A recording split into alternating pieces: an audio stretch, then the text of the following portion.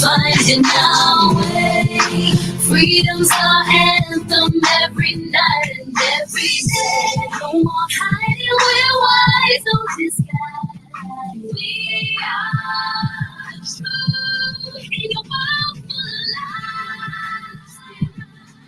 It's not just come and explore. The more you speak, the more you roar. So say something, baby, and then say more. Get out the shadows and step into the light. Joining us in the space and get into the fight. Wednesday night lightning and our minds are white. We say something, baby, and we can say it all night. Those of us, come out.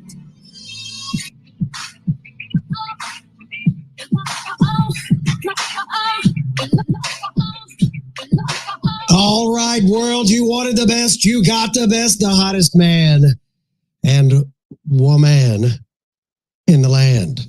Mike and Destiny, say something. Welcome to Wednesday Night Lightning. We are here at it. We have got something tonight I am so freaking excited about talking about because it's so damn depressing about how it actually might turn out. So I'm excited and I'm excited, a little scared, Destiny. I'm excited, a little scared. What's up, Go Des? get your safety blankie and get your bibby and you'll be all right. I'm gonna get it. Gonna get my blanket. You're not gonna wet the bed this time, okay? You don't know that. Don't come in here and start giving people false hope about what they can and cannot expect. That bed is up for grabs. So something to think about. What's up with you? How's everything on your end? Amazing. Things are great. I'm working on some good stories. That's Destiny, everybody. What are you working on? Well, I'm still looking into these Beau Biden, I'm looking, digging deeper into him and, also what's going on in Guatemala with the children, the immigrant children that they're bringing here that are disappearing. See, that's what's interesting. This is what's interesting for all of you who haven't done this yet. One, make sure you're following Destiny, okay? And I'll say this because Des and I are fam, right? We talk all the time. We keep in constant communication. And yet I'm still baffled when I'll see some thread of hers come up online and it's just like, what? First of all, where does she even come up with these ideas? And two, it's like, I've never even thought about that. And then she gets my mind to start churning in a direction I did not even see coming. So not too sure how you do that, Des, but it's certainly a talent. Oh, I can tell you, I just, whatever I find interesting I'll just be reading whatever, and it'd be from anything. Like if I overhear something in conversation, like something about a story and I'll look into it. It's usually whatever I find is not usually what I was looking for. It's usually like a side avenue of whatever I was looking for or at.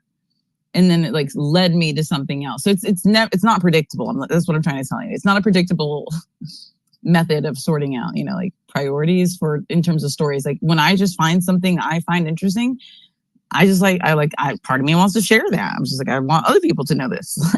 I don't know. So really, you're saying you stumble across some of these things, you just go down a rabbit hole, and all of a sudden, whenever it piques my interest, whenever it piques my interest, I felt, and I try, I like to think I find the things that I find interesting, I think are valuable things. Like I think things about child trafficking is important. I think things about COVID and the pandemic and the complete change of the economy, the draining of the economy, the shutting down of something. I think those things were important. And I think, vaccine injuries are important. So, and the things that when I look into those things, I find things that are what I find interesting. And I like to share that with other people. That's what I do. That's really all I do. No, that makes sense. And you know what? And let's do this while we're waiting for people to kind of gather in here a little bit. First of all, and I know we hear this in every space, but it really means a lot. Two things. If you could retweet the space, let's get some more people in here. And also, if you could make a comment, and I've got a great comment. If you have a question for Destiny, or you want to answer this question, would you like to see Destiny in and I could certainly co-host if you need someone.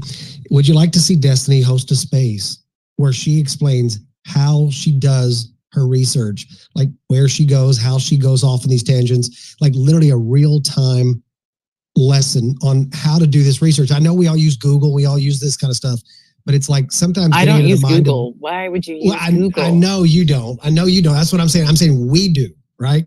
So we use it, and it would be interesting to kind of watch you. Maybe we could do like a live stream on it, where we actually watch you put your screen up there and how you actually go down these rabbit holes. What in real time? What sidetracks you? And do we get sidetracked like that? Because there's a lot of people in here that are very focused. They don't suffer from mental illness like you and I do. But yeah, I think that'd be kind of interesting. So I would love to hear from any comments, by the way, and any October surprises that you think that you picked up on that you think might actually come to fruition. They could be crazy too, but like be a serious level of crazy. Don't be crazy. Don't be like ridiculous crazy. No flying purple people eaters. Keep it in the realm of possibilities, people. But yeah. But alien sightings that would fall underneath the serious stuff. Not out of the realm of possibilities. Not out of the realm of it's not. Elon says it is though, but we'll see. We'll get to Elon in a minute. No, I don't think aliens are real, but it's not out of the realm of possibilities. I don't think so.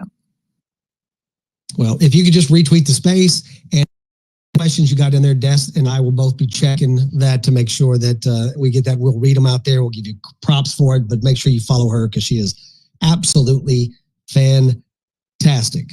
I was going to say something else really important, I feel like, but you're just saying you're really good at not having a life, Destiny. That's what it requires. Yes, that's always one of my fallbacks. Yeah, you know how your life sucks and you don't really have a life and stuff? My life rocks, but on a kinetic level, if you're trying to measure this kinetically, no, I don't have to really, it's something I enjoy, so it's not even work to me. So it's just like I really, like I said, it's something I like and I like to share. So before we get into, and to some people, this might fall underneath an October surprise because some people believe this is actually possible. I haven't done enough research into it. Maybe you have, but I wanted to touch real quick on the storm that's going on down in Florida. That is quite the behemoth. I'm worried. I haven't checked the scans of it. I will do that right now. But I know there's, Gary's down there, right? Has he got out of the state or has he just moved further up in the state? No, I think Grant sent him a plane to get him down to Miami.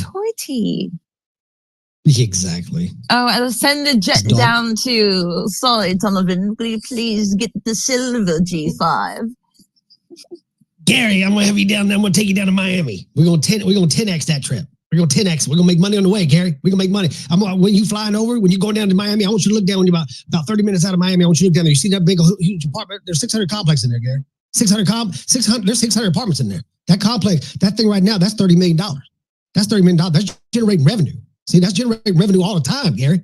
That's what we got to do. And forget Bitcoin. We got to generate revenue. We going to get income. See, we got passive income coming in, residual income coming in, Gary. That's what we're going to be doing. Get rid of the Bitcoin. That's great. freaking Grant. I don't have quite the accent Gary Cardone has. I love Gary's accent. I'm not gonna lie. And it's funny because he sounds like Matthew McConaughey, and I hate Matthew McConaughey. But it sounds like it's cool if Matthew McConaughey wasn't Matthew McConaughey and he was Gary. That's why it's cool. I don't know. It's better with Gary than it is Matthew. McConaughey sucks. I'm sorry, but the performance he put on in front of everybody at the White House press room for Uvalde victims was so unusual. I'll never see him anywhere near like trustworthy or cool or anything cool. Like nothing. No, fuck him. I don't know. And of course, you had everybody. Matthew McConaughey for governor. He's going to be the next president of the United States. He's better than Beto. Beto. Yeah. Beta. More like beta. Yeah, exactly. What's up, Adam? How you doing, brother? Doing all right, brother. Just got the fort locked down. I'm in Central Florida, so I'm not really sweating it. The wind, I went outside a few times, and there's no wind really here. It's I think mostly the Southwest and West, and the West Coast caught the brunt side of things, but it's broken down. to like a category 3 last I checked, and I think it's even gone further down than that. The eye's not formed anymore from what I saw in satellite and radar. It's just breaking apart, honestly. Just hopefully it doesn't drop too much water on us. Last like 2 years ago, it was funny, it was during the midterms, right? Like right before the midterms. And I had this guy that was a transplant from Georgia, and the guy was like, on his ham radio and stuff, and all this stuff, like occasionally. And he was a Democrat, obviously. I'm telling you the story because of that. And after he had the hurricane, and him and his wife were on the first floor, and I was on the second floor of the apartment. I live in a house now, but they got a little bit flooded. Not too bad though. And after that, they moved back to Georgia because they had never sat through a hurricane, really. He said, and cars were covered like in water. This is 2022 during the midterm, so that was pretty nuts. So that's the only thing I really worry about is the water. That's why I'm looking to move to eventually to Gainesville. Gainesville, Florida has like the highest elevation of all of Florida. So I'm planning ahead, buy a piece of land there and farm it up, I can dig it, brother. I can dig it. Anybody down here in the South, here in Houston and Galveston and Louisiana, Georgia, some of these states down in Florida, we kind of go through these things quite a bit. I've always thought to myself, look, you got a brick house, trees are okay, you should be all right, but there again, they're always hyped up. Think about it. Again, this is one reason why we don't trust the media, right?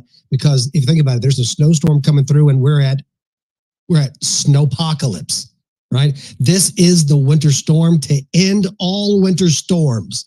There will never be. This is and we always say it, right? It's a once in a generation. It's like in football, right? He's a once in a generation quarterback, except until like the next draft, right? And then there's another one that comes out.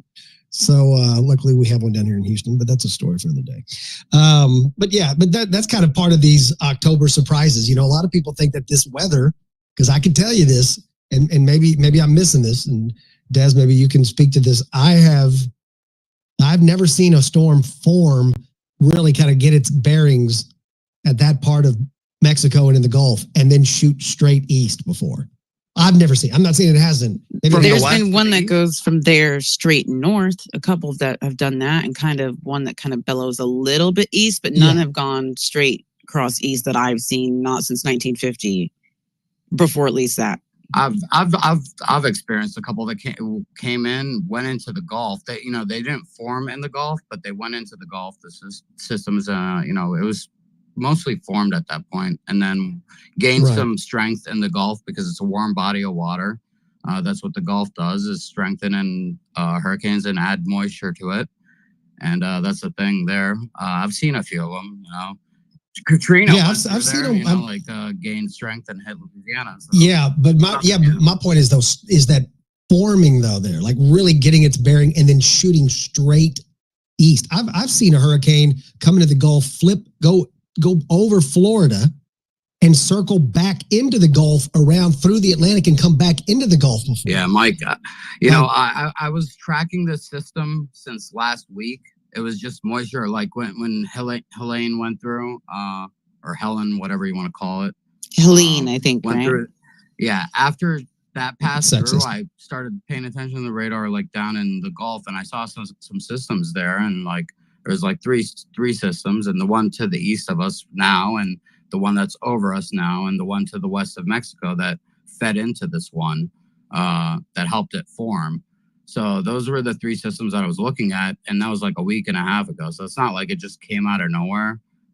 It kind of sat there and brewed in that Bay of Campeche, I believe it's called. Yeah, so it was bouncing around in there for a bit and strengthening it up, and then zoom, like imagine you're spinning a top up, and just took off and like gained it's the fastest a hurricane's gotten to a Category 5 from a tropical depression. Yeah, and one thing I noticed being down here in Houston is that our regular temperatures here have been about 90, 92, let's say low about 76, 77. Well, now, I woke up this morning and our low was about 62 degrees. And so if you look at the weather for Houston in the next 10 days, we've got this little cold front that's pushing down. And you know, those hurricanes, whatever those storms are, they can't overpower those weather patterns that come through those cold fronts. Like they always push them down. And that's one reason why I'm thinking, and I'm just assuming, but why it didn't shoot upward is that because because we have a cold front that is literally here for Houston anyway, and keeping us down in the low 60s. So I think that's why it's literally came in flat, and it's like, and that would kind of account for the reason why it was straight east. Some people believe it's the Democrats, right? I mean, some people believe, and I'm not saying that, and we can get into weather technology. We're gonna go ahead and kick it off here. Before we do, though, retweet the space down there in the purple pill, black pill, whatever you want to call it, is right down there. It's so fast. Quite frankly, it's the You're getting pretty good at that. So easy. Clap, clap, clap. I'm practicing. We could do like a little duo. You could laugh at me. I can't cackle anymore. Ever since they decided she was going to be a presidential candidate, it's just the fun has died in it. Okay, it's not funny anymore because she could actually be president, and that's terrifying. It's no laughing matter. Especially if she can control the weather. So it's just something to look out for. That's all I'm saying. I mean, if Democrats start throwing hurricanes around, could be in trouble. Might have to send one down to, we could spin it backwards and send it down to Australia. Let me give a shout out to my boy Hitch Slap in the room. Okay, you mean Hitch, down under? Is it possible? Is it possible?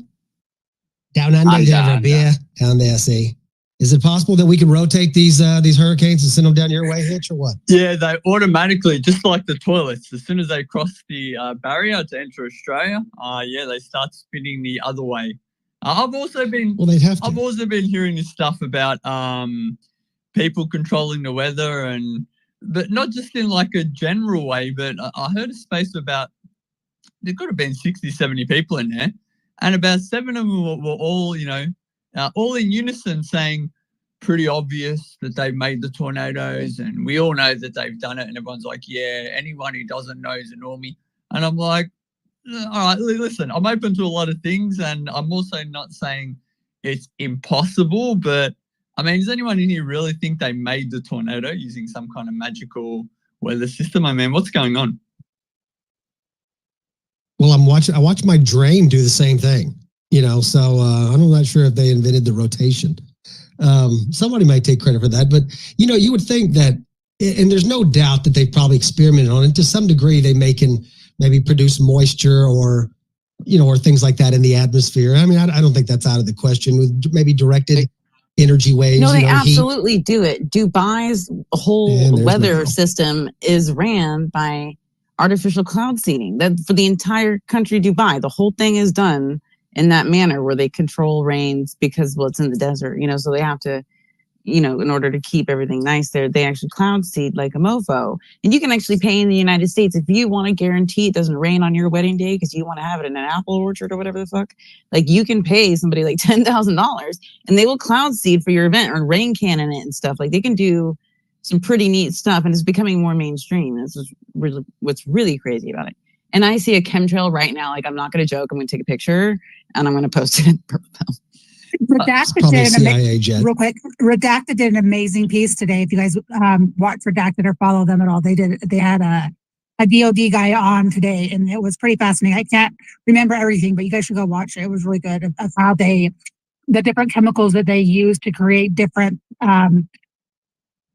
results in storms, how they can direct things by high pressure, low pressure, and different technologies. You should go watch it.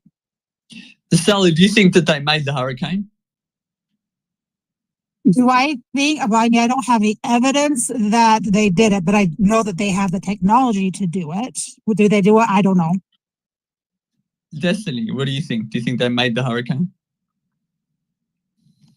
I don't. I think people give these motherfuckers way too much credit. Let me be frank with everybody for a second, okay? And I'm not a poo-pooer. I'm such a conspiracy theorist, okay? Let's be fair, okay? I'm fun. Right? But the reality is these guys love money. So much money that they literally have us in like $36 trillion of debt. Right? And that's just what we know. And there's no gold in Fort Knox, right? So like, where's all the money going? These kind of operations probably aren't cheap to do. And I know they got a lot of better stuff more conniving, more lucrative stuff to do than that. I know lithium mines, but there's bigger lithium mines in other places of the country that don't have all these other problems. So, because that's really close to other infrastructure there. It's very important to them, right? Like Research Triangle Park area and stuff like that. And another thing is, so if they're trying to move them, which they could be just for scientific reasons, just to test it out during a storm, I could understand that they would do it just to test out, equipment or whatever. It's just because maybe they want to be able to move storms next to another storm and they're doing testing for that. I don't know. They can do it. That's not negotiable. But here's the thing. I think that people give them too much credit. It's a lot of effort. It's a lot of brains. It's a lot of money. It's a lot of sneaking. It's a lot of all this. I'm not saying they can't do it, but it's just a lot. These people are bad at their jobs 90% of the time. They suck. If it wasn't for the infinite money we give them, they could not accomplish absolutely anything. Okay? That is just a fact. Like, they are so incompetent that they have to spend 10 times more than they need to spend just to get something done. Remember the whole White House toilet seat story? These people are not geniuses, okay? If they were, they would be making a world that was actually lucrative long-term for them, their families, loved ones, and communities. But they're not doing that because they're stupid and they're selfish and short-minded, right? So these people are not, what they really do, they're opportunistic, nefarious vultures, okay? They will wait till something happens. They will leave you high and dry so something goes terribly wrong so that you need them. Oh, that's more funding for us, I guess, because we have to support you people. Right? More reason to tax us. Now that sounds like something they would do, right? And taking advantage of the situation. Oh, well, we're going to have to put you in temporary housing. Fortunately, you're right next to this mine. And while we're setting up your housing, we're going to go ahead and mine out this stuff. Like, they'll take advantage of the situation. But I think people give them way too much credit for setting up that situation. I think that's a little crazy. I mean, not all the time, though. Of course, there's instances where that absolutely happens. But this time, I think they're more like taking advantage of a bad situation they let get bad. That's what I think. Okay, let me ask you this real fast, and Hitch, jump in here on this. So let's say Sally's right. Okay, so for number one off the top of the head, for October surprises, we're gonna go with weather disasters, right? So the only thing is if you could start a storm, if you could, and I'll play devil's advocate, I guess you could say it if I'm going against what I really would go against. But if you could do this, you can't do it. You can't do it in April, right? You can't do it in January or could you? If you could start a storm like this, do you need preconditions? No, there's a season. It's usually between, I think, June and November every year. So there's a season where outside of that, it's unusual. So you don't want to draw attention, though, if you were manufacturing. That's what I'm saying. You want to stick between June to November. Right. Okay. So you would have to do it during the season. Okay. So is there any chance? What do you think, Hitch Lab? You think this is like? Well, first of all, Hitch, do you think because Hitch? Look, let's all just get this out of the way. Hitch is in the room. He's the smartest guy in the room. Okay, it's just easier to just acknowledge that, move out of the way of it, accept it. Let's live with it, right? Let's accept who we are as people, and that he's here. And then it makes the conversation a lot lighter. It makes it a lot more intelligible. So, do you think it's possible, Hitch, that that something like this, to some degree, could happen? First of all, I just want to say, Mike, you're the funniest person in the room. Destiny is probably the most intelligent person in the room. And I don't really know what I bring, but I've got low-class jokes. I'm like a dollar store MikeMac. But you lost a lot of credibility with that. You lost a lot of credibility with that Destiny crack. I can tell you that right now. There's nobody near that thinks that. Okay. I'll tell you what I believe, and I will say it's not my specialty area. I do know they do cloud seeding, and I do know they can both make it rain and stop it from raining. I don't dispute that in any way, shape, or form. Definitely correct. Maybe I haven't looked into it, but I've never seen any strong evidence that they have ever created a hurricane or something massive like that. And I was not aware that they had the technology. So if it is out there, it could be just through my own naivete. But I would guess, no, I don't. I'm skeptical by nature. Strong claims require strong evidence. And I've personally not seen any evidence that they've ever created it or even have the technology to do it. So last thing I'll say is there's something called the sharpshooter fallacy, or in simple terms, the confirmation bias, where if you look at enough events and enough data points, you can correlate whatever you want. The example of the sharpshooter is if you get a sharpshooter to put on a blindfold and shoot at the side of a barn, you can, the bullets will go everywhere, but you can go draw a bullseye around a cluster of maybe 2 or 3 kind of bullet holes, and you can draw it over the top of the bullet holes to make it look like he hit the bullseye with a blindfold on. And this is sometimes what's going on with weather events. People will correlate them to certain things, and they'll find motives for those things or causes, and then they'll say, oh, well, you see, there's evidence that they caused it. Whereas that's not how it works. So I'm not disputing, anyone in here who has strong evidence. I'm not disputing the evidence because I haven't seen it, but my instinct is probably they didn't create it, and I've not seen any strong evidence that they can actually. Let's try something really, really quick. I didn't mean to say they could create a hurricane, because I've never seen evidence of that. I just meant like cloud seeding, high pressure, low pressure. So if I misspoke, or I've seen patents for hurricane technology and tornado technology. That's true. I've seen the patents. I've seen the devices. They've got patents for time travel machines. Yeah, that's true. That's true. But these ones are like owned by the United States Air Force. And Sally, I wasn't talking about you directly. I just mean in a lot of these spaces, they sound like they know, like in other spaces I've been in, they're pretty convincing. Like I go in there, I'm like, what is this? And then I leave and I'm like, is that true? So, it wasn't directed at you. And I completely agree. Cloud seeding does exist, and they can also stop it raining. So, yeah. Sally, you're very assiduous. I'm sure you've kind of done all your research as well. Sally's going to get that moniker attached to her. Sally the hurricane, the fake hurricane girl. I'm joking. Mike, real quick, I wanted to get to a game because I have a feeling he might need to go soon because I got a waving hand. So I wanted to get to him before he had to leave because I haven't got to talk the game in a long time. Thank you, Des. HARP is real. Wrong game. Oh, good. There's 2 of you. Game of Thrones. Could you wait till after Game Tech? I'm sorry. I should have been more clear. You're next in line, brother. No doubt about it. I promise, bro. I promise. No doubt. It's coming soon. Here we go. Thank you guys so much. And thanks, Mike. I appreciate it. Destiny. It's always a pleasure seeing you guys together. Well, just a few days ago, I posted, let's just look at the facts instead of just speculation or thinking about the sensationalism that we see on social media every single day that basically you can't believe, but 98% of everything that you see on social media is BS. So let's listen to what the Chinese government said with their own mouths. Let's do that. Okay, this is from the Chinese, the CCCP or the CCP media, which is basically the government, because they control the media there.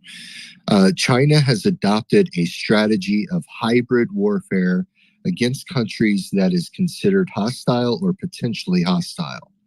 Geoengineering has the potential to become a game-changing tool for Beijing's implementation of a hybrid warfare strategy, which was announced in December 2020 by China themselves. Now, I'm going to continue with this statement. This is from China State Council, okay?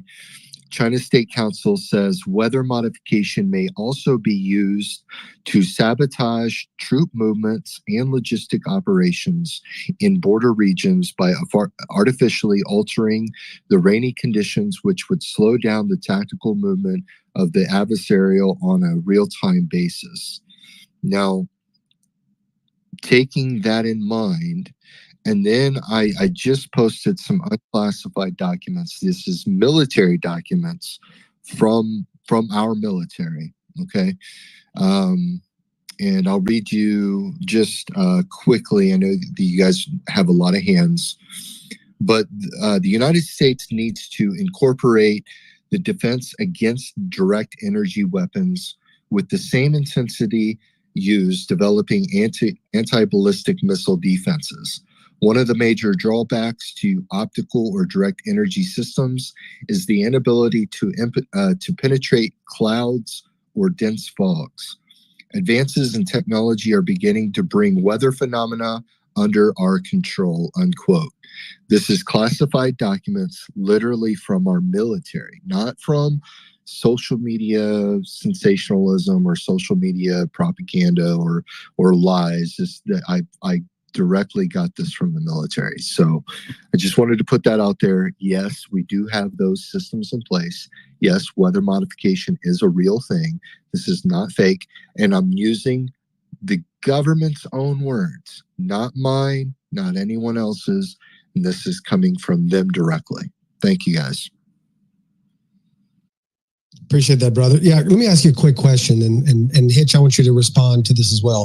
And this was what I was going to ask y'all is that these things come up, right? These theories that come up, and there is some foundation that can launch those. But is there any chance it's a retro causality that causes us to look for a reason why the response in North Carolina was so horrific? Like, it was so bad. Like, these are professionals, right? And it wasn't just a bad response. This wasn't a Bush flying over Katrina. This was an adversarial type condition where you had FEMA literally looking like they're playing the adversary, like blocking people from going in, stopping people from donating these people, send the money directly to us that we can make, and stopping, and again, there's some legitimacy to some of those things too, but like, it was so poorly handled. Do you think that there's a chance, Game, I'll go to you and then Hitch after that maybe they're looking for some reason why this was so horribly handled, that as if they were conjoined, the weather pattern and the response? In multiple ways, let me answer that. First of all, you in Harris County there in H10, you guys dodged a huge bullet, thanks to that cold weather system you got. I'm just going to put all the cards I can on the table. Game Tech Politics, you earned my follow because I'm segueing directly off of him. We have a couple of things that are going on 3 weeks before an election. One directly over a red state that we know would go to Trump normally, meaning Florida. The lithium and quartz supply in Western North Carolina, and FEMA telling soldiers, American soldiers, and people who have volunteered coming in with goods, Mike, this smells really, really bad, okay? On whatever metric you want to use, right before an election. North Carolina is a floppy state. Now remember, Trump can win this election by electoral college, not by any other metric that we're looking at. So let's be very clear about the nefariousness of these activities.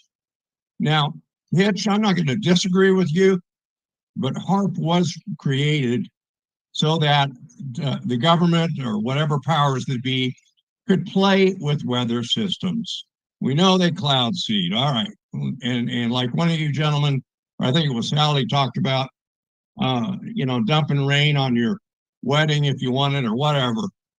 There are specifically things that can be done that just happen too damn quickly. And I don't believe any more in coincidences. I don't think this is an October surprise. I think this is an October nightmare. If people are not awake and aware enough to understand the negative ramifications this has on people, this could backfire. I hope it backfires, so to speak, that Trump does take all these states affected. But the problem is, and thank you, Doc, for joining in. I look forward to what you have to say as well. I think they've screwed up. The deep state is panicking. I think they see Trump taking this election. And, we got a bankrupt country, guys. We have a republic to take back. All right. We were hijacked in 1871. Go back and read the documents. The only way we can do that is with Trump in the White House. You're not going to do it with Kamala Fala. She can't even talk. She can sure as hell cackle, but she can't talk. She doesn't have 3 neurons in her cranium. Trust me. Her idea of justice would be to call in the UN and fuck all of the Constitution and every quote unquote redneck law abiding American in the South would be mowed down by a bunch of blue helmeted goons. Fuck all. I don't even want to think of that. So is it an October surprise? No. Is it an October nightmare? Yes. Do we need to wake up and pray? Yes. Come on, Game. Do you think those blue helmets will mow us down? you don't think that FEMA and look at this, Mike, or whoever said that. Look at all of the migrants, not migrants, the invasion. It's estimated 10 to 15 million illegals are come across the border. Who are 20. these? 20. Yeah, 20. Okay, thank you, Sally. What in the hell? I mean, if we don't know our history better than this by now, sleeper cells do exist. What a great time to just, come in and say, no, we're going to turn this back over the other way. We didn't have it evil enough. We want it more evil. They have too much invested, guys. We've opened up too many Pandora's boxes. We know what ugliness they're about. It's time for us to stand firm and call out what it is. Thank you. Appreciate that, brother. Yeah, no, that's those are some great takes, and I agree with a lot of the things you say. Let me get Game Tech and then Hitchlap real quick. I want to get y'all's opinion on are we finding the man? Are we seeing the man and finding the crime? Are we seeing what happened in North Carolina and then looking for a reason? Or is there something more here? Game Tech, you go ahead and take that first, yeah. I think that the situation in North Carolina is just it's more the behavior and the pattern of the federal government taking and responding to disasters. Look at Pennsylvania, for example. Look at Hawaii. This is just a behavior pattern from them. I don't take it as more. It could be coordinated. It could be completely a psychological. If it's anything, it's a psychological warfare sort of scenario, which I know that it does exist, and that it is more probable that that's what's going on. Because I don't believe with the manpower that the United States, I don't believe that that people should look at us and see all of these failures time and time again. I mean, you look at the Afghanistan. I know this is unrelated, but if you look at Afghanistan, and then if you look at the Pennsylvania train derailment, you look at Hawaii, you look at what we're doing with these natural disasters. It's like this administration fails time and time again. So, you got to put everything into perspective here, and you got to understand that we are at war with a bunch of different enemies, that we allowed terrorists to cross over our border. We know about them. We know where they are. And yet we're not even, and here's the thing, Mike, and I'll land with this. And this is unrelated too, but I want people just to look at the whole entire picture, because this is really important. We have 325,000 kids missing, right? And we also have video proof and evidence of these journalists going to these airports and basically filming these kids being escorted and put into vans. That is a fact. And we're seeing law enforcement community basically take and provide these people with security. We're seeing border agents go along with this whole entire human smuggling situation, and we don't have anyone who is stopping it right now. So that is where we are at a country. We're at a standstill. We don't have any real men, who are in those areas to take and defend these children or to defend these people from being smuggled. We don't have any accountability in our government when it comes to the FEMA crisis that's at hand, nor any military accountability of our generals who failed our soldiers. So it's just it's a scary time for the United States, and we need to start talking about the crazy stuff in these spaces that Destiny and Destiny allow me to do. I appreciate that, because most people do not want to think outside the box and mention weather modification, or mention the psychological warfare that's going on, or mention the blackouts that is imminent, and the mass casualty events that they've been training for. People are too scared to think outside the box and mention those things, because they're more worried about follows, and they're more worried about how people view them and rubbing elbows with certain people. We ought to knock that shit. We ought to knock that stuff off and start taking and being more courageous in our words and calling this out for what it is. It's the warfare on the American public. It's on the people, and this administration is definitely a part of that. I appreciate it, guys. You guys have a great day. And Destiny, I see your post with the CIA stuff. You crack me up every day. Keep it up, man. She's giving them hell. That's for sure. No doubt about it. They're sick of it. They're probably like, it's Destiny calling.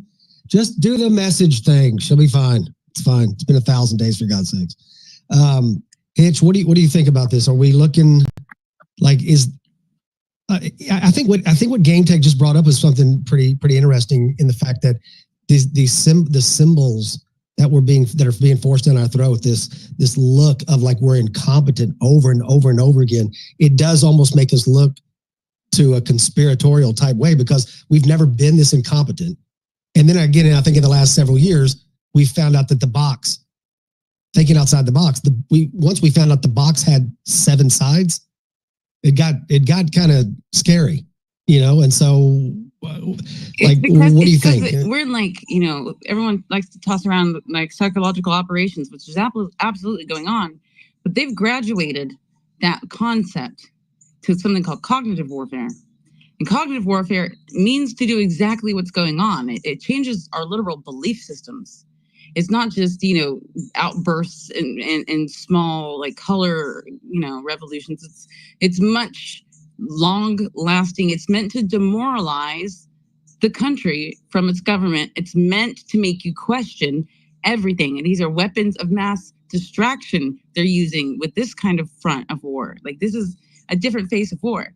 It just is. This is an information game. This is it's not a game about manipulation. It's a game about trust. It's completely different. Like it's whether you trust your own gut. Sorry, I have a plane going over, like, of course, right now.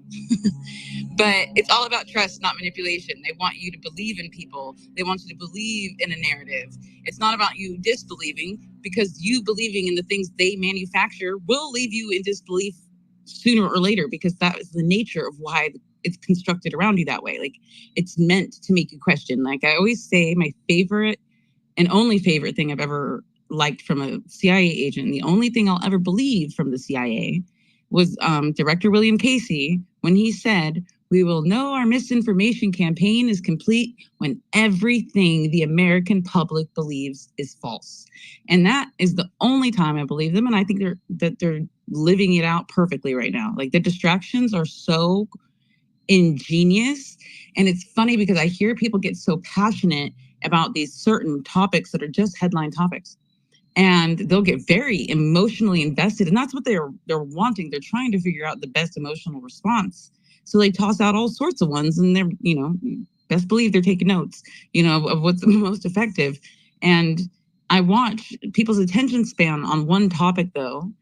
It barely lasts. It lasts 2 weeks, 2 months tops. We just saw a president. Assassinated. Who's talking about that? That was gone in record time. The second time has never even been. It's no big deal. A third time is not even going to make a dent. I can name 100 events that happened in the last 2 years that nobody talks about anymore. I could literally list probably 100 in the last 2 years that nobody talks about. Johnny Depp and Amber Heard. I got a great idea. We should have a space about forgotten ideas. Like forgotten, Target, stuff that's been forgotten over the last couple of years, right? Like people were boycotting Target. We could do a great space about that. Yeah, hey guys, can I jump in on here just for a second? Since I'm kind of in the middle of the storm right now. And I wanted to weigh in on what the psychological effects are of a storm like this, because basically for the last 5 days, I have been fear-mongered, and this is going to be historic, the 100-year storm. Tampa hasn't gotten one in so long. It's going to devastate the whole area. Get out, get out, get out, get out, get out. Now, I am a Floridian. I've lived here my whole life. This is probably my 15th storm that I've been through. My husband and I going back and forth. Do we leave? Do we stay? Do we leave? Do we stay? So there's that going on, right?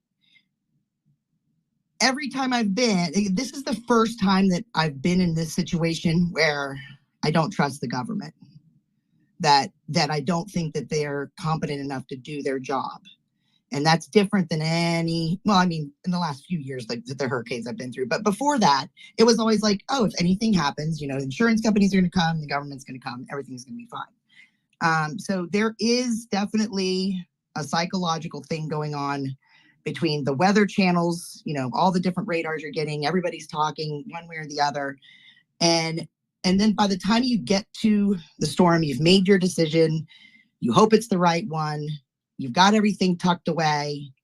And by the time you get to the storm, you're so mentally twisted and just exhausted from the level of pressures and the decisions that you're making and what the consequences are of those decisions, especially when you've got your kid here too. So it's like, my parents are here, my whole neighborhood's here. We stayed here, we made the decision together. We've got elderly people that we've got to take care of. So there's this whole thing going on. And if they can manipulate the weather and these fucktards aren't doing it to dissipate a storm, then what are we doing here? That's a great point, actually. I've never even thought about that. That's a great point. If you can manipulate the weather to work in your favor, why are we not manipulating the weather to stop these storms? Exactly. That's the weapon. That's the weapon. I just wanted to say, just in case, just so no one's confused, I'm no fan of the government, and I just generally my general heuristic is, don't attribute to malice what can be attributed to incompetence. Now, that's true on average, but in each individual case it can be different. And if the government had the means to control people's minds, I have no doubt they would do it. If they had the means to do anything to gain power, they would do it. Power corrupts. And absolute power corrupts, absolutely. So I've got, in no way, shape, or form am I let's trust the government and blah, blah, blah. So I completely agree and share everybody's kind of concern. The only thing I will say is, a magician can make a card disappear pretty easily, but pretty hard to make a building disappear or 100 elephants disappear. So, we can cloud seed to create rain and we can, stop the rain from coming. But, to create a hurricane is a whole nother level as far as I want to know about thermal dynamics and things of that nature. So, yeah, I don't dispute the government would do it if they could. They'll do whatever they can to stay in power and kind of influence the people in that kind of way. But I just don't personally see, again, I'm a big fan of Chris Hitchens. Strong claims require strong evidence. But I don't dispute anything that you've said, Kimberly, in terms of trust in the government, that kind of thing. But I just don't see how they could create a hurricane based on what I know about. Well, there's several different there's several different projects that are documented, and whether or not they can, like what I'm saying is, if they can, then they should be dissipating them so that we don't have to go through this trauma. Right? We need to be innovating. We need to be creating, not doing this conspiratorial bullshit, because our government is so fucked that they have just totally ruined the trust that we have. And now we as a people are kind of stagnant. We're stalled because we're having to, fight this whole thing. Yeah, that's a great point, Kim. And by the way, since we have you, because between the food and then them coming in through your TV every day for most of our lives until we finally figured out that they were total liars. So it may not be a mind controlled machine, but they have definitely weaponized and controlled our thoughts and our behaviors. Well, Kim, real quick, while I have you, two things. One, you heard about the mayor, right? That said, I think it was the mayor. Was it the mayor of Tampa that said that if you stay, you're going to die? Yeah, she's not, employee of the month by any means. I thought that was a pretty powerful statement to say, if you stay, you're going to die. Right. And that but talking about mental despair. The thing about it is that, we have had plans in place since this city has been around. I mean, every piece of infrastructure that goes up in Tampa, there are hurricane codes that they have to comply with because they have to be able to get people out of this city in a hurry. And so that's one of the things that, we always are preparing for this. It goes into every single building code that we have, every street, every stoplight. So it's something that she kind of failed in her, and I know what she was doing. She's basically trying to scare people into like leaving, right? But she also could have presented it in a way that it's like, okay, and here's what you need to do, and here's who you need to call. We'll help you get out. But instead, she just basically said, you are responsible for getting out. We're not going to tell you about any of the resources that we have to help you get out. You're on your own. Kim, give all our sponsors a quick shout out, will you? Oh, let's see. I would love to thank all of our streamers on Rumble and pill.net, QUX, kick.com, YouTube, X Live, and all the listeners in Spaces. If you aren't following America Mission, please do. We like to have a lot of fun out here on Spaces and trying to discuss the problems and come up with solutions. And it's good group therapy. It's a good group. AmericaMission.com. Go check it out. Most of us have some kind of relationship with a lot of people in America Mission. So just go to the website, go check it out, see if it's something you'd be interested in being a part of. And then you come to these spaces, and we all usually talk, back channels all the time. So it'd be great to have you. If you're a marketing We'd love for you to be a part of the organization, or if you're a graphics guru, or any of that kind of stuff, because I'm kind of flubbing my way through a lot of these things. Kelly's great. She's doing all the research and she writes up the daily articles. We got Chris. He's our head of compliance. So he's always making sure we're in line. We got several different space hosts, of course, Jen Lawrence and Dustin Stockton. So we've got lots of good people working with us. We are looking for more people to come on board because there is a lot to do. So if anybody has any, hidden talents that they want to come forward, we certainly could use your help. Oh, we got Adam up here. We got Jeff. Lots of people up here that help. See, you can't even call them all out. This whole freaking place is infected with America Mission people. Go ahead, Des, then we'll go to Doc. Oh, I just wanted to I was looking at the radar and the satellite for the storm just to give a little, heads up here. It doesn't seem like it looks a lot less worse than they're describing, which is what I was hoping. And honestly, that's what the government should do. It's better to be safe than sorry, to be honest. Let's be honest. Yeah, they might have scared some people and it was inconvenient, but it's better safe than sorry. And I think people in North Carolina would tell you that if they would have had to have a full warning, the kind of, ahead of time like you guys are getting, I think they would have wanted it. You know what I'm saying? Always. I agree. Exactly. But it doesn't look like that bad. Tampa's going to get the eye through it. And then in the eye, it's like zero wind. It's just the coming in and coming out, but it's like ovally shaped. So you guys actually get the thinnest band of it. Coming in and out. It definitely was the best, a better scenario than, 2 nights ago, I'm dreaming about a Cat 5 hitting me, because everybody's sending me pictures and, we're talking. And so there is this level of, I know they have to do it to some extent, but what I was kind of equating, like I was saying, if they do have that technology to not put us through this trauma, I don't think they would use it, but they should. Well, wait till Trump gets in, and we'll just release all the papers. And it's a Cat 3, and it's degrading, I think, pretty quickly. So even by 9 o'clock, it should start to get smaller. Yeah, that's the nice thing, is that it's moving fast. It picked up speed because it was just crawling for a while. Like Ian, it was 16 hours of just solid wind blowing. This one's gonna, pop through pretty quickly, and it is a nasty little thing, though.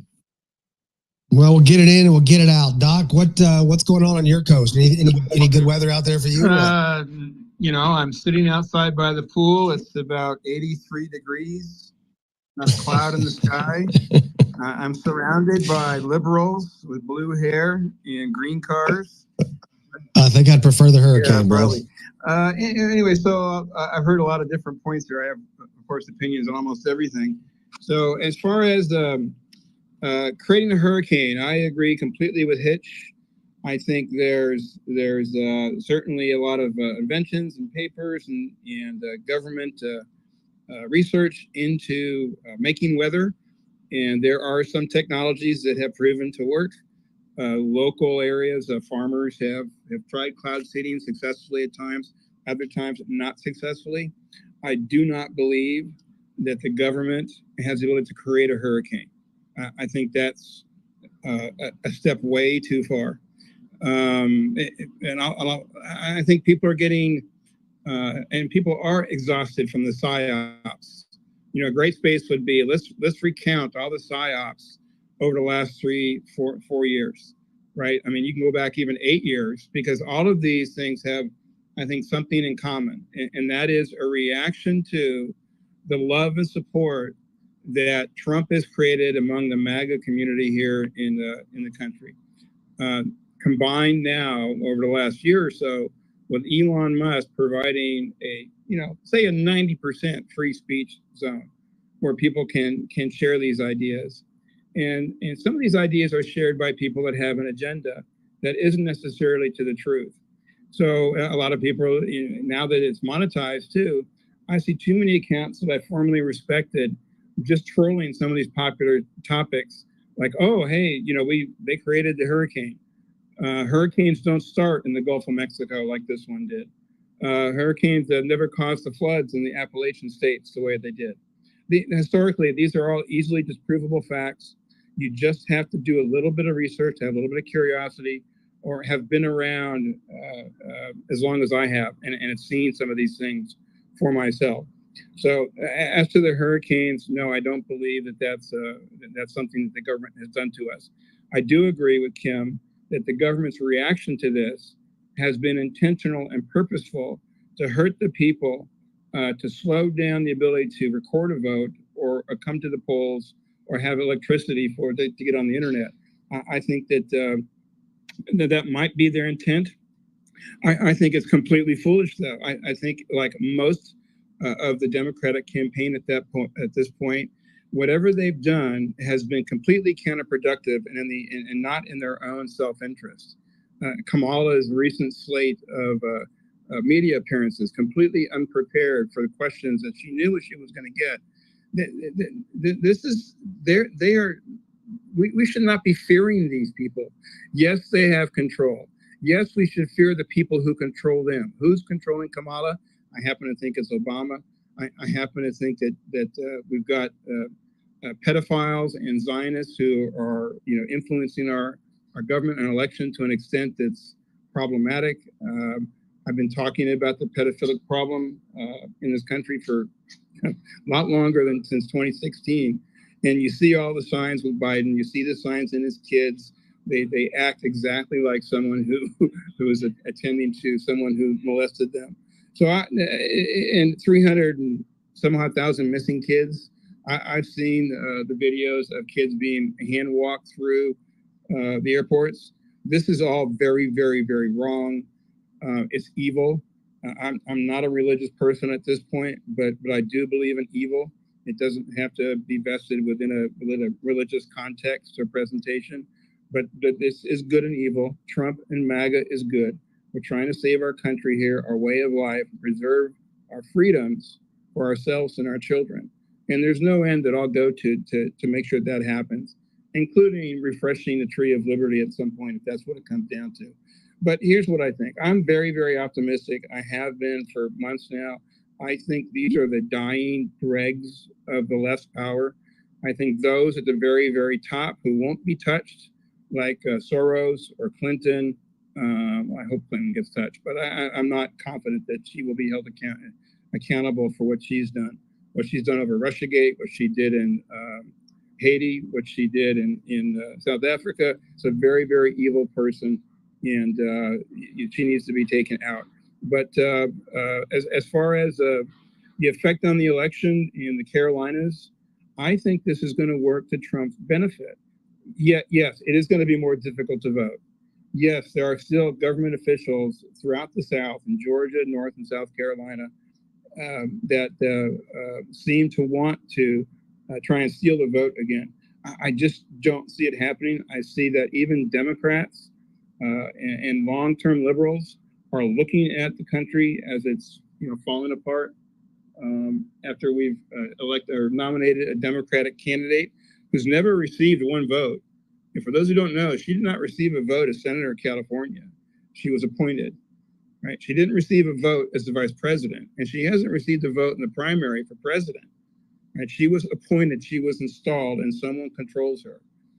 Their mistake was just putting someone in there, a puppet who's just too stupid to carry on a conversation or talk about policies and politics, in a way that can compel people who are on the fence or people who are even of her party, compel them to follow her.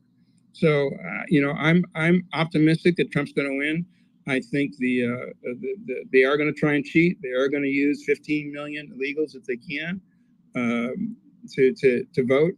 I just read something, Mike, I saw you put a post under it as well, that the Texas Secretary of State has authorized poll workers to take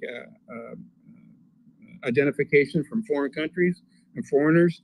I can't believe that'll stand in Texas.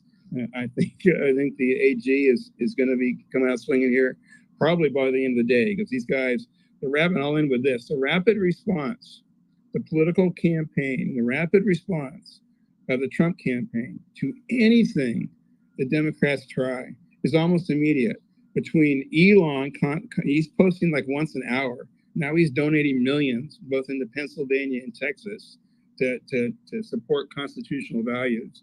What those organizations do, I would suspect, is going to be help get out the vote, and I hope that's what's going to happen. But I'm very, very optimistic. I think the sunrise is on the horizon. Not to say that I'm not scared of the alternative. But that's why I got two new guns. That's why I'm renewing my passport, and that's why I'm putting in range work right now, because I'm going to be optimistic, but I'm going to be prepared too. So yeah, I just don't see them making hurricanes, guys. I really don't. And I've seen the CIA stuff, but I'm with Hitch. No way. And I agree with you. I'll just address one of Kim's points. If they can create weather, let's assume for a second I'm wrong, right? And they can create a hurricane. That's not the same process as taking a hurricane and destroying it or undoing it, right? There's a way to seed clouds, right, and generate some amount of rain. We've seen that for decades, not a conspiratorial way, but the farming community has been doing this for a long time. We know that there's some marginal sort of improvement when these techniques are used, but 5% precipitation, Doc. What's that? Said 5% precipitation. You could ask Rock that with the cloud seeding, like around 5% increase of precipitation with the cloud seeding. Yeah, I like Alex Jones. A lot of the stuff has been proven true, but if you pay real close attention to him, he's got a batting average of about 400, which is a really good batting average, but he gets it wrong too. And of course, his bankruptcy is the selling off all of his main assets. So he's here on X generating income now, I'm assuming, and he's going to put out some content that's going to be good, and he's going to, like everyone else, put out some content that should be judged critically. Yeah, and Doc, I just want to say this real fast. I'll get your response, and then we'll move on. I want to check in with Gary in just a second, just get his feedback real fast on what's happening. But we're going to get into some of these October surprises, and I've got 1, 2, 3, 4, 5.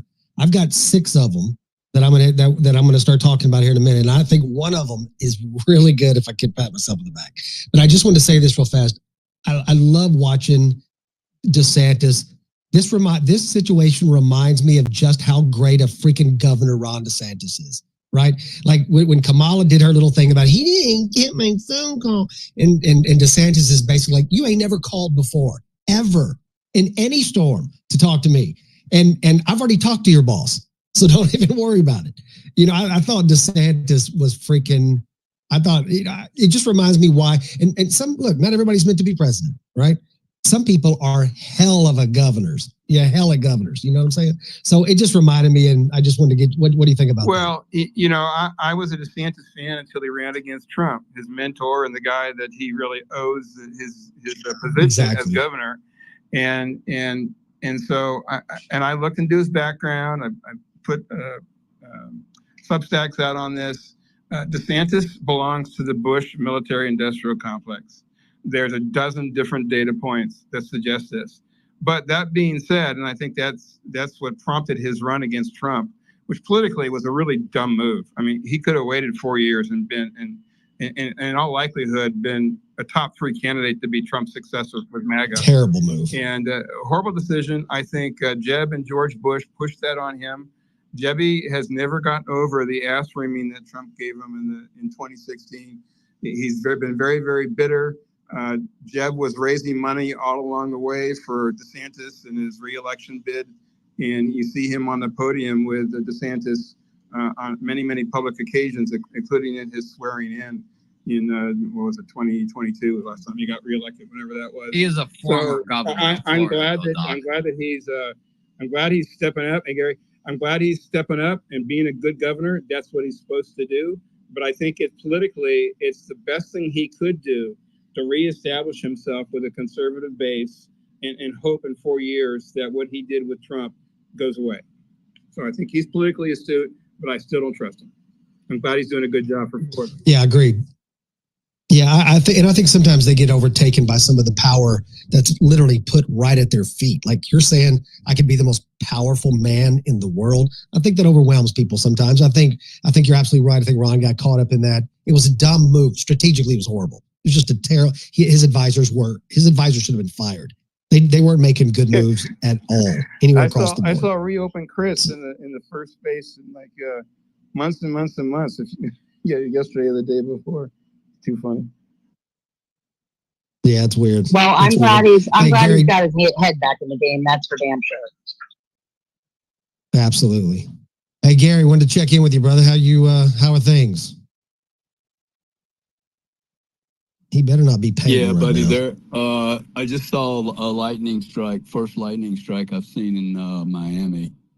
I am right down at the very tip. I think someplace called Turnberry Resort. Near Aventura. No weather here really yet, but all my buddies Sam stayed up. He's going to regret that, I think. I do not regret coming. I'm looking at St. Pete looks like a shit storm right now, man. It's so dark and windy. The problem is that, well, I'll end on a positive note, but the problem is we left, Kimberly knows this, if she's still in the room. Is it Kimberly? Yeah. Dude, I mean, I can't even tell you. Let's see, how do I express this? In front of almost everyone's home, I would say if there is a street in St. Pete or Tampa or Clearwater that has debris in it, assume that a 1,000 apartment dwelling unit, right? Like 2 blocks. If you have one piece of garbage there, the entire neighborhood, the entire landscape, the entire front yard of all these apartments, for as long as you can see, if there's one item, the entire area is fucked up. Okay. And it will be literally the size of a kitchen, a normal house, 10 to 12 feet tall, and probably the size of a normal kitchen wide. Okay. Like it is a monster amount of shit. And what are we talking about? TVs, couches, mattresses that weigh 400 pounds before they're wet. Not really, but after they're wet. Dude, the amount of 175 pound a gallon aquarium tank sitting in front yard of my ex-wife's house. My kids are looking around going, well, these people are 90 years old. They can't move anything. Okay. My ex-wife's house stayed dry. She is going to be obliterated. She is absolutely going to get slaughtered. There's too much debris. It's going to knock windows open, dude. It's going to fuck everything up. I mean, if you're lucky, you're going to have fences, and those fences are going to get breached, which I do. I actually broke a code and then convinced the county to let me have it. It's a great negotiating story, actually. Man, am I glad I sold that other house, dude. It wasn't insured. I bought that other house with cash, and I was like, hey, fuck, I've never gotten hit with a hurricane, and the rates are so ridiculous. I'm like, you know what? I ain't gonna insure it. And oh my God. They just put in probably $10,000 to $20,000 worth of palms. They actually only lost 1 or 2 palms. The property looked beautiful after they did that. They only lost 1 or 2. They're going to lose the rest of them. They'll lose 18 to 20 palms because the soil, dude. We're just getting unwet. So, you know, and I'm looking at all this stuff, and at the same time, I'm looking at this stuff, which is like, okay, let's also, my kid's out of school for a week, private school. This was already after Helena had closed a bunch of schools, and we're starting to see schools have to have kids go to other schools that haven't been inundated. Well, tomorrow, every school is getting ready to be inundated. So we are literally back to COVID-19 2020, where the kids won't be going to school for a month. Now, why a month? Well, let's just pretend like they get back in 2 months, okay? Or even tomorrow. The teachers, their brains will not be in the classroom. Their brains are going to be in, what the fuck? Where do I live? I'm tired of living in salty, smelly, moisty water.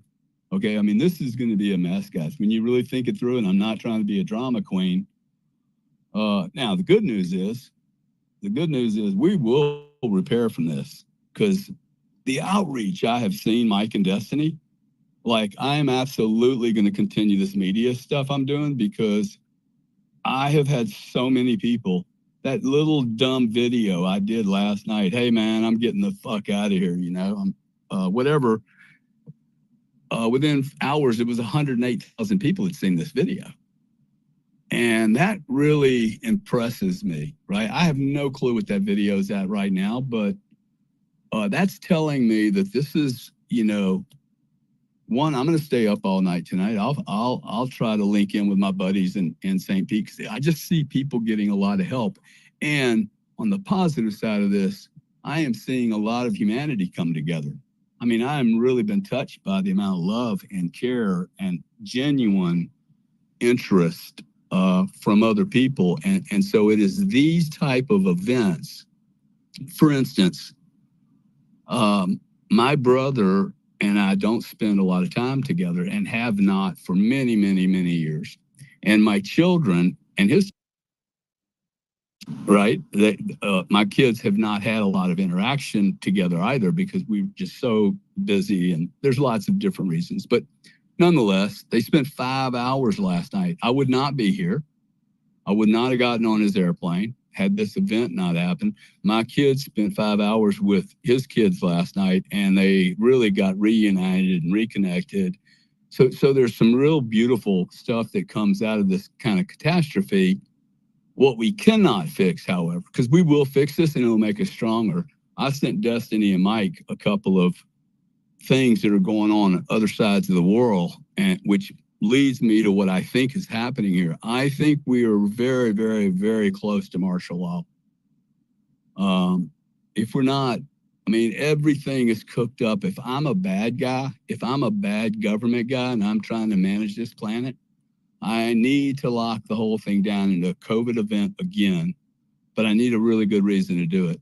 And the 2 videos I sent to these guys, we do not repair from this problem. We will repair from these, even if another hurricane comes back, and I think another one's coming, we will repair from those, okay? But we cannot repair from what they're going to talk about or show you. I don't know how to do it. This only gets fixed through draconian effort. And it's going to either be draconian on one side of the equation or the other. We're either going to have to run everyone out of the country aggressively, and that means the EU would have to do it too. And I'm talking about the illegal immigration problem, okay? This is a storm that will not stop. Okay, the ramifications, this fucking storm's going to blow. It's going to have a climax and it's going to blow out. Okay, it's gone. This other problem is there's too many 15 to 25-year-old men that are angry as shit. And dude, they're coming. And they're coming in waves. And I don't know how this gets fixed, but it does not get fixed gently. That's my point. Because there's no one, maybe we all come together like we do against this hurricane or storm, come together as a group, but understand, okay, we're coming together as a group against another group. And this is just a storm, right? Hitting everyone. It kind of neutralizes everyone, black, white, Latino, legal, illegal. Nobody cares during a storm, dude, who's got a criminal background, right? Anyway, thank you guys for all being here. And really, like, if you're not doing enough on these platforms, you should do more. Okay, I'd like, if you guys ever hear me getting like lazy on these platforms, call me up and say, hey, bro, you have a voice, you have a good way of communicating, you can't go quiet. And it's not designed, not everybody can do this. I mean, most people don't have the content, first off. Then you got to have the personality. Then you got to have the want and the ego to do it. So if you could please hold me responsible, you guys, okay? If I start to fucking bail out, because I find this stuff to do this on video and even this, sometimes very challenging for me. I don't know why, but I do. Just say, hey, no, you're going to be hurting more people than you're going to be not helping. So, all right, guys, I'll be quiet. No, those are great points. And it kind of leads me, I want to get your feedback on this before we get to some of the hands, Gary. But so when you said martial law, one of my October surprises was a false flag, some type of false flag domestic terror act here in the United States. You have so many people, like you just said, undocumented. You have no idea where they are. Like they're absolutely just running free in the freaking country. Like you said, group versus group. Well, you can easily blame the far right militias. You've got January 6th as a foundation. You can impose martial law in certain areas, and then you have emergency powers invoked. And again, we're just talking about October surprise. It doesn't mean that these are probable, but maybe possible. And so I want to get your idea, like, what do you think about that? Or do you have an idea about an October surprise that you think might catch us off guard? Well, without going into like whether or not we are engineering weather, I would encourage everyone to ask themselves why. Well, one, look up, is there a weather weapons treaty, an armistice, for lack of a better word, between countries, sovereigns, that explicitly state, I think it's 1976 or 96, somebody can check it out. Why is there a treaty among various nations not to use weather manipulation as a weapon? Okay, so anytime I've heard of a rule, I'm like, oh, wow, you're making a rule. That means you can't go over 70 miles an hour. That means a car can go over, but you get a ticket if you do. So let's assume this is all natural. Just another event, mass shooting, fucking bomb at they just supposedly found some guy, ISIS. So he's an ISIS guy with plans for election day. So, I've been very clear that I think like if you're the bad guy, you have to go another level because you haven't solved the problem you have. The problem you have is Trump. And every day Trump's alive, the resistance, the Trump resistance, it's probably too late now, actually, for them. They would have done this a year ago. The whole group would have, but there's just so much information here now. We are getting stronger and they're getting weaker, man. Everything's coming out. So I think they go the full limit, dude. Like if I'm facing the rest of my life in a federal penitentiary and my entire status as a human being is in history as a complete villain, bro, there is no limit. Once I've gone that far, because I've broken every rule, you guys would sit there and think, you should watch Your Honor. Okay. This movie, I think this happens a lot. Guy finds himself in a predicament and then, hey, let me fix this problem. And it's just one little slippery decision. And I think that's how many of these people get stuck. Stressful as hell. That movie was, that show was stressful as hell. Yeah, but it kept going back what you're saying. It kept it's like lies. It just kept leading to something else. They lead to other lies, right? So you can, don't be, I think it's really hard for most humanity to think how evil that these people are.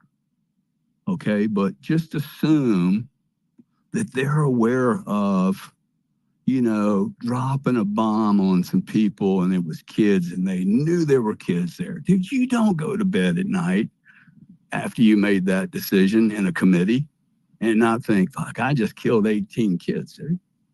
If you have any conscience whatsoever, you have to sit there and go, fuck, I was in a... Listen, I think because I pay taxes, I'm a fucking murderer. Because now I know America is harming other people and with my tax dollars, which they don't really need. They could just go print some cash. But I just think that, and I'm not pointing out anyone in particular. I'm quite certain that Nancy, what's her name, Harris, and Biden have nothing to do with this at all, dude. Like they're such puppet idiots. They couldn't control their way out of a paper bag. So it's not them. And that should be frightening to all of us. Well, that's what Elon said, bro, Gary. Elon said, he goes, they're not even trying to kill Kamala. Dude. They're not, dude, like, come on, man. I mean, these people are idiots. There's zero ability to pull out anything dynamic like this. So they will go to great lengths because they have to. Okay, they've committed every sin you can imagine or been involved with it. And it's getting ready to come out. All this Hollywood shit is a big deal, man. Also, if you step away from it and you look at it from like 12,000 feet and you start going, like, I think 3 storms right in a row like this is a little odd. I've lived down here my whole life. And this particular storm, it may have done this in 1850, but I never saw this. This is weird. Anyway, what do? We get stronger by just shining the light on this thing. But I do think that people should be prepared, man.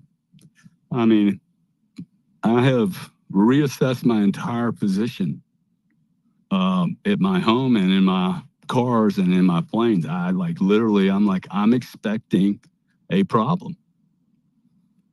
And I don't know how anybody cannot expect that to happen because there's just so much to lose here for them.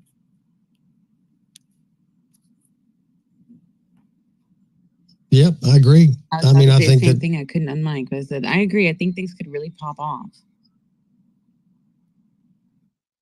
What do you think about a false flag type operation being run over here? Do you think that there's something like that with so many people that are here secretively, illegally, ghosts, basically? You think that false flags are really, really productive.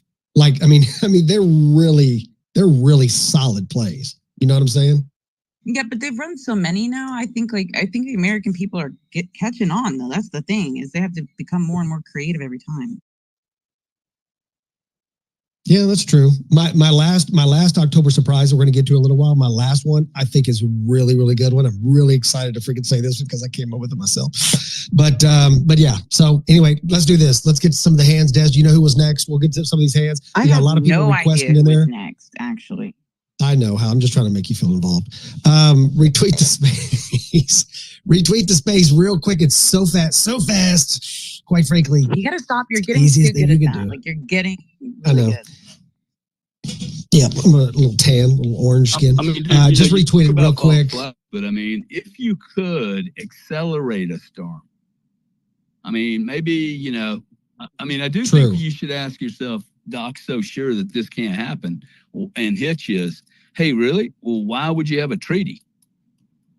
Why would you have a treaty not to harm anyone with weather if you couldn't do it?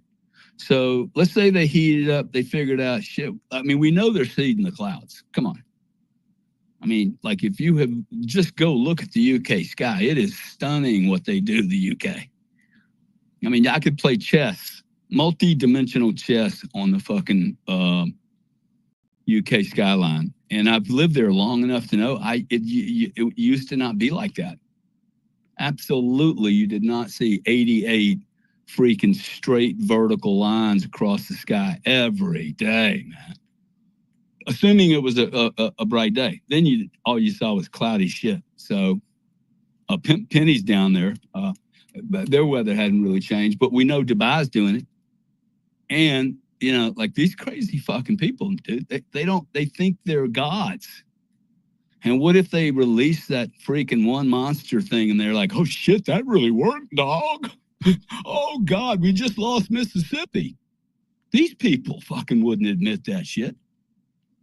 Sorry for my violent language. You're right, Gary. We had a hurricane though last week in the UK. So there you go.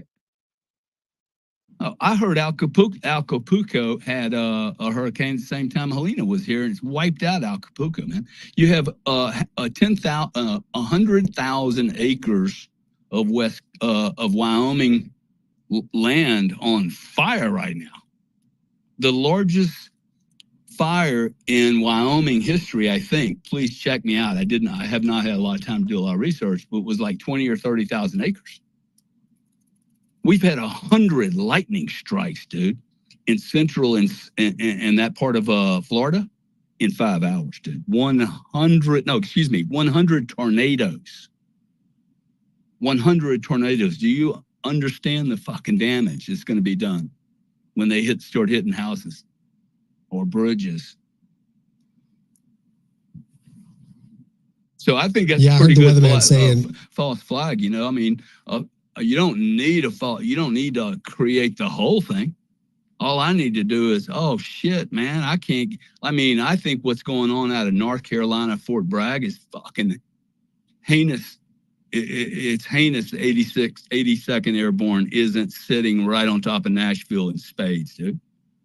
Okay, 20 miles away from Carolinas, 200 miles away, a 4-hour drive. That's a false flag, bro. I mean, like we use these terms like if you start dragging your feet and not doing anything and we wake up and there's 3,000 people dead in Tennessee, what was that? They don't always have to be buildings falling down, is my point.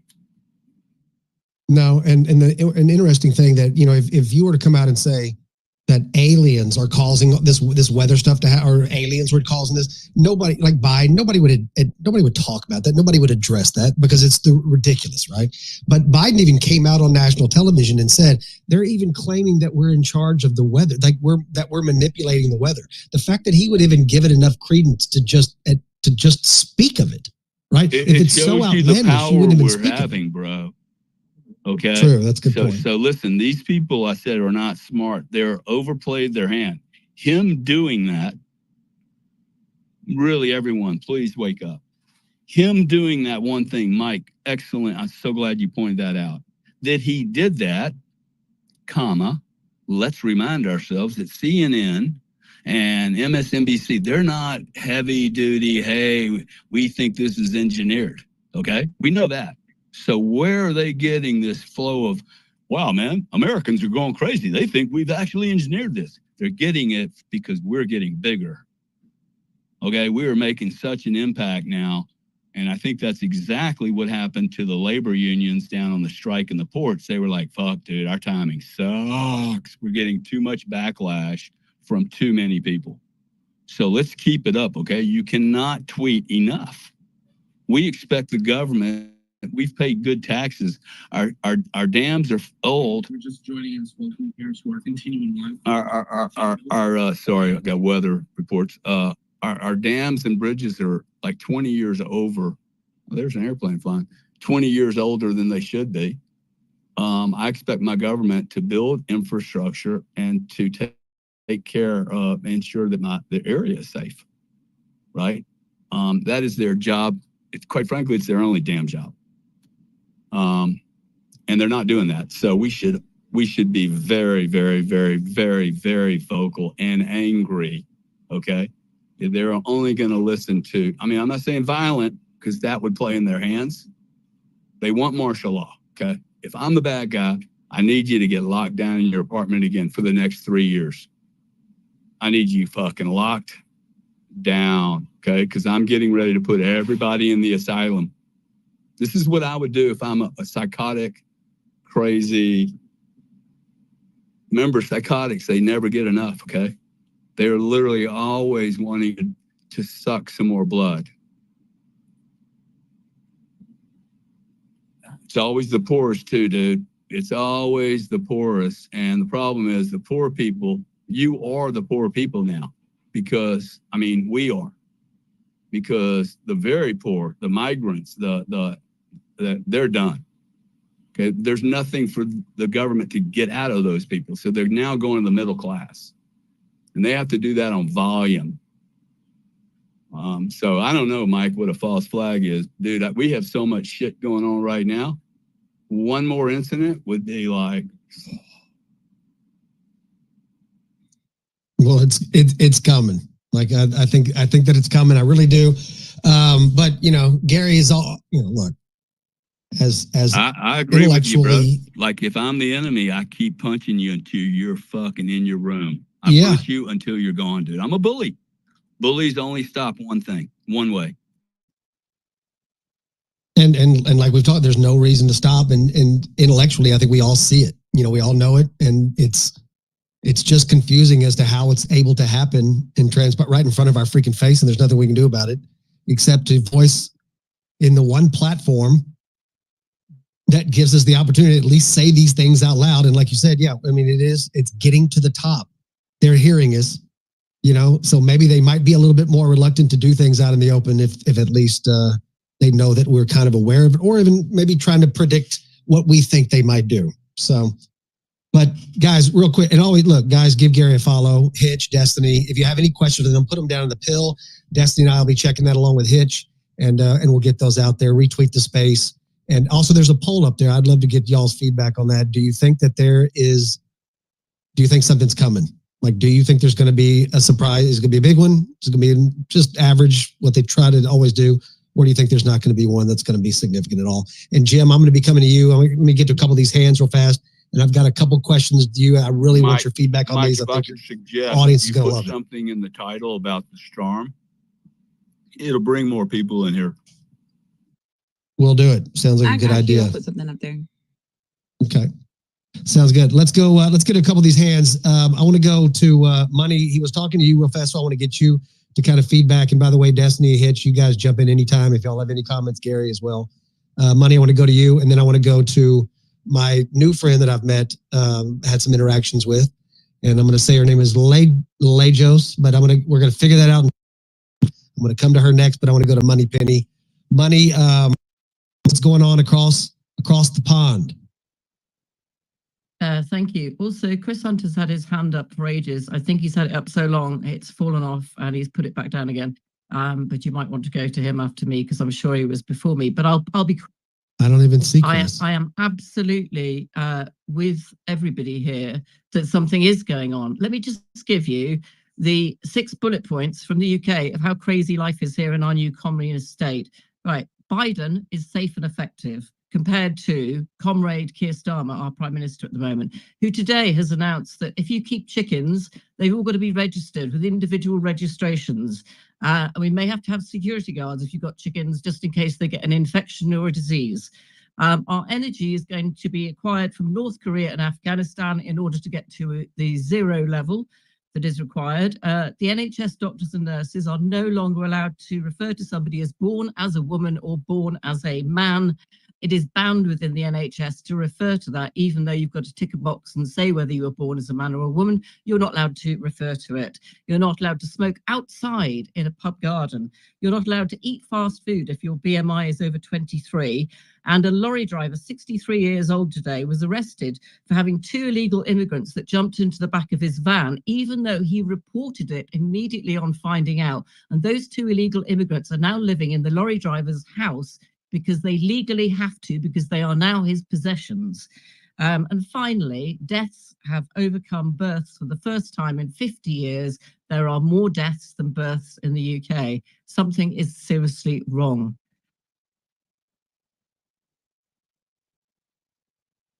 Thank you, Money Penny. Sorry, I was trying to get something for the storm put up there. I got one post up there. It's got some crazy lightning strikes. If anyone wants to take a look at those later, go right ahead. But thank you, Money Penny.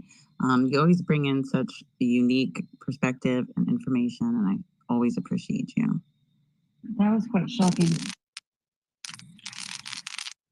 Yeah, it was, wasn't it? It was crazy. I looked at it, couldn't believe it. I couldn't hear it because I'm in the space, but I could see it. I think that's the important part anyways. Anti-Trump fervor that is going on here, that is building every night with more and more news programs, documentaries. We for the first time are seeing everything on the American elections. We are getting everything from America broadcast.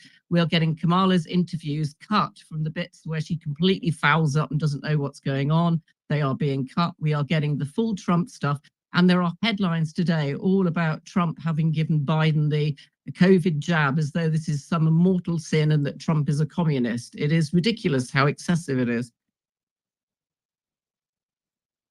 It's kind of hard to get a read on that, because hearing a story like that, because I remember Grant was he did a video, and Grant, I don't remember where you were. I think you were on vacation. It might have been over in Greece or something like that, but he was talking about a lot of people that he's met in these other countries, and they're all saying they've got to have Trump back. You know, that these countries are literally recognizing that they've got to get Trump back somehow. So I'm not sure. I don't really know how the world's feeling about us right now with the way that we're handling Israel and the way that we're handling. Yeah, go ahead, Grant, jump in there. That America will lose itself.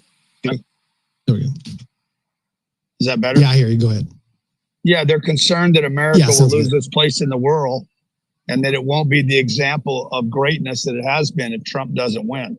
This was in 5 different countries, from France to Morocco to the UAE, Greece. And I'm just telling you guys, without asking them anything, this is probably a dozen and a half people in conversations, from cab drivers to guys that are running $500 million real estate sales a year down in the UAE, to people across France, super wealthy people in France that have typically been, leaning a little more left, that are concerned about America losing its place in the world. Let's not forget that the last election, we had something engineered in Wuhan that was globally disseminated.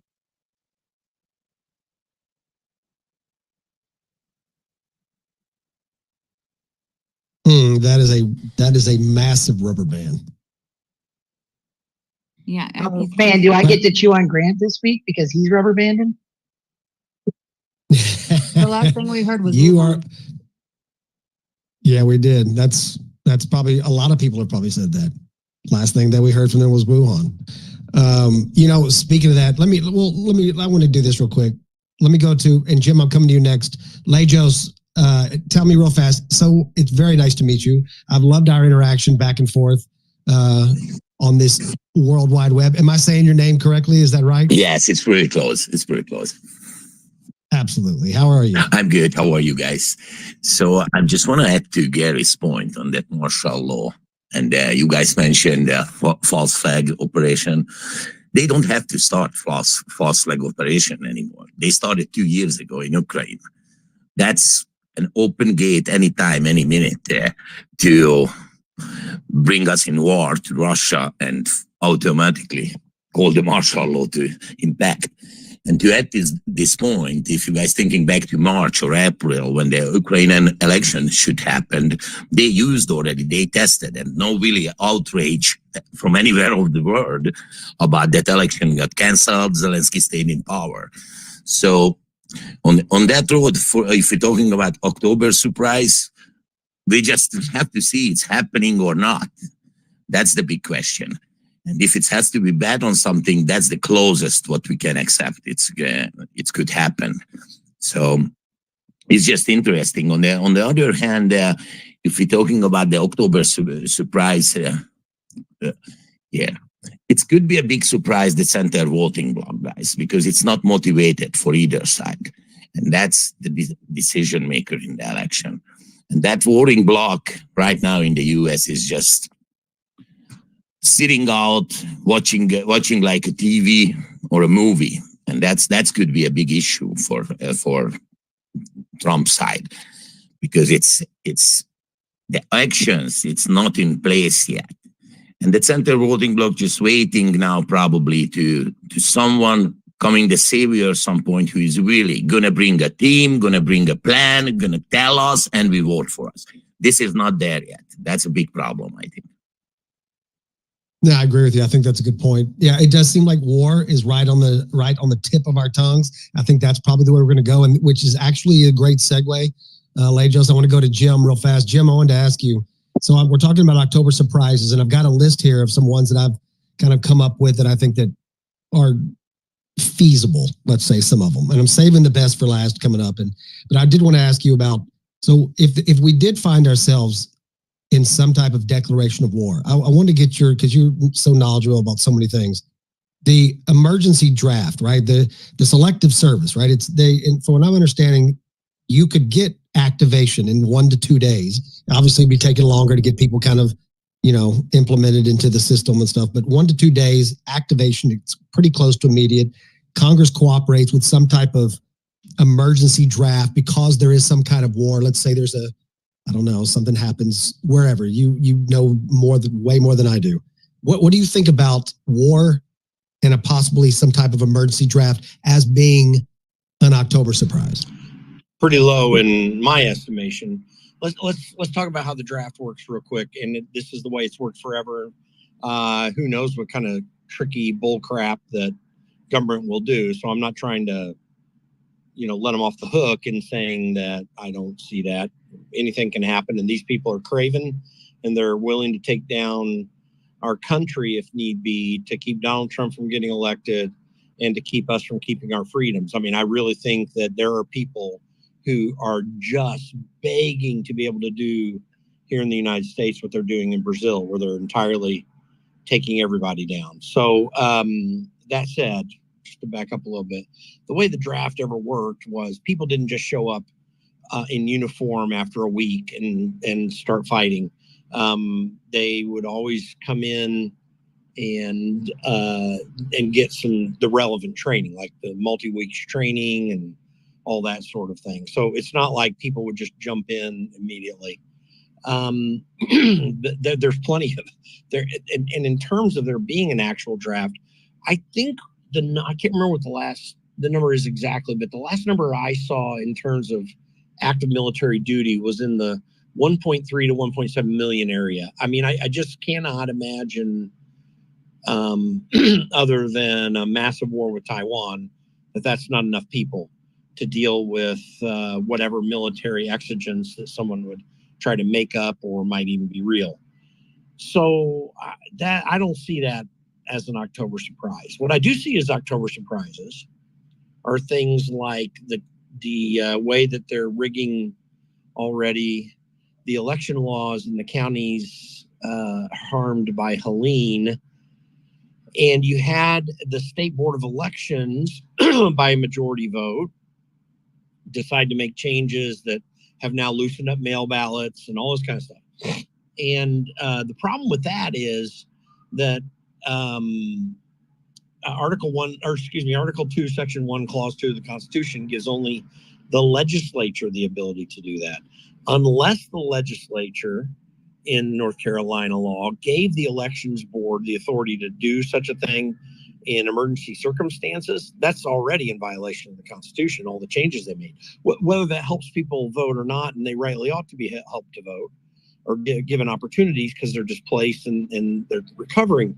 But that doesn't matter. Even if it helps, the state election board has no right to do that. And the things that they're trying to do are very bad. And North Carolina is an important state. The folks in Asheville, man, they've got everything coming to them in Asheville. That's where all the Democrats are. It's all the rural areas in western North Carolina that are having all the troubles. And there are a decent amount of Republican votes out there. And I'm not, as with many agencies, I'm not going to say that FEMA people on the ground entirely are trying to make this problem worse, but I am saying that I believe if they feel they can get by with it, that Alexandre Mayorkas would definitely do this. The man is a criminal, in my opinion.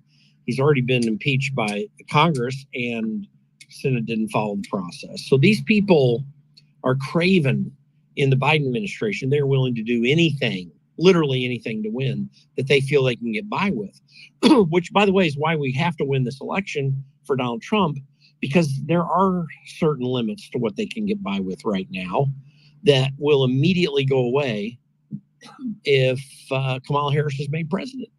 This is a very serious problem. And in fact, with Biden still as president, you could see things changing. So I'm very concerned about what that might be. And all you got to do, last thing I'll say here, is all you got to do is look over to California that just passed a law saying that it's illegal to require identification to vote. I mean, that's not even an election. If you can't identify people and determine their eligibility to vote, you're not even having an election. You're just having people show up, and whoever gets the most people to show up wins. So that was never what was supposed to happen. This is the basic problem with these arguments about letting non-citizens vote. No, you have to have citizens vote. They have a stake, and you have to have a limited number of people to vote. You don't give people the chance just to throw anybody in that they want to because it just might help them win an election. That's not even an election. So these are the types of things that we're dealing with. California is one of the places to look to if you want to understand what Democrats want to do to this country. And everything that's happening right now is an effort by Democrats. Everything the Democrats are doing right now, I should say, and what's happening with them is an effort to rig. And I'm not saying directly necessarily only just to rig elections to try to steal an election, but to rig a system of federal government and of state government to give them all the advantages and to shut out their opponents, particularly Donald Trump and anyone who might ever support him. This is a third world style political battle that we're under, and we have to be smart while we still have the right to do so and still have the laws somewhat to do so. We have to be smart about going out, voting, getting people registered to vote, as Elon Musk was saying at Donald Trump's rally the other day. Tell everybody all the time, everywhere, to get out and vote. And by the way, I'm here at in about an hour and 10 minutes, or a little bit more, I'll be on Chanel Rion's OAN talking about Christians needing to vote. And I talked about the fact that, a report just came out by the George Barna organization, which is a highly respected Christian-oriented, does a lot of studies on Christians in society and so forth. And they did a study that showed that 41 million Christians who are regular churchgoers, 32 million of which are regular churchgoers, probably aren't going to vote this year. That may be true. And we do have problems with that. So there's a whole lot involved in all this. Some of it is kind of our fault as citizens. We really have to work hard to do what we need to do. That's why I'm running the conservative caucus now and was willing to go over and do that. But it's also the fact that and more importantly, that our elected leaders are utilizing the levers of power to take control of a system that belongs to the people and not to them. Yeah, that's a great point. And I love what you said about, the stuff that, it seems like the stuff that Elon and Trump, it seems like the things that they say are actually quite prescient when you look at it. It's amazing how they can kind of call these things. And it does kind of make me a little nervous when he says, this literally might be the last election. We might become, a one-party state like they have out in California. And it's just amazing to me. And I'd love to get some of y'all's feedback on this. And we have, and guys, I've seen the hands up and we have so many people requesting. We're going to rotate some people, and I'm so thankful for that. Just 1 second. I just want to say this about California. I cannot understand how you can literally say that you cannot make someone show an ID. You can't request them to have an ID. And if they even show you their ID, you tell them, I can't look at it. I can't see it. Like it's absolutely like I can't believe. It's fascinating though in a way that this is the United States of America. I think that we should real. not allow those states to cast their electoral votes. Sorry. Oh. It's mind blowing. Like this is real. If you're not playing by the rules of the entire United States, I don't think you should get to turn in your electoral votes. You lose them. You lose your privilege. So let me do this real fast. Jim, do you want to jump in there and then I was going to say, I mean, finish that off and then we'll move on. This kind of thing has to be addressed at the federal level in a constitutional manner. Now, listen, the tough part about this, whether it's related to California or whoever, is that the Constitution leaves the choosing of electors to the states. Now, keep in mind, the choosing of electors issue, really the only constitutional provision that comes into play in Article 2, Section 1, Clause 2, is the choosing of electors for president. That's what the restriction is. The implication, though, is that the manner in which every state chooses to make electors, they also do for all of their down ballot races, other federal elections and state elections. So it's a really tricky thing to work through the citizenship thing, which I think is constitutional. I think there's a constitutional argument against allowing non-citizens to vote that can be imposed by Congress. But there are a lot of these things that we have to do at the state level. We definitely have to adjudicate more. The next phase of my organization this next 2 years is I'm preparing, making asks about it right now, financial asks, is not to compete with other organizations, but to add to the effort to undertake legal issues, to clean voter rolls, to lobby to change election laws. We're gonna undertake as ambitious an effort as we can this next 2 years to add to that and fix these problems, because they must be fixed. We must take these states on. It is lawless to not require people to prove that they're eligible to vote. That is lawless. I mean, we are in a lawless country. That's one of the worst examples amongst many bad examples that have been showing up for years now. And we need to step up and say, no, we're not going to have any more. That's our job, and we're going to do that. Totally agree. And 30 below. So, when they do this out in California with the voter ID thing, what they're saying is, Newsom, what he says is that it discriminates against people of color. So what they're saying is that Black people and Hispanic people have no idea how to get an ID. I mean, is that fair? Well, that's the argument, and I think it's entirely unfair to let that be the arguing point. It's absolutely absurd. See, here's what's. Why is nobody offended by that though? Why do the only people that get offended by that are the people that want to massage elections in the direction they want to go. Here's the point. If you are incapable of getting a license, then you are also incapable of voting. You shouldn't be eligible to vote. But it is a basic human thing to do paperwork that you got to do to show yourself to be eligible. That's a fundamental part of voting.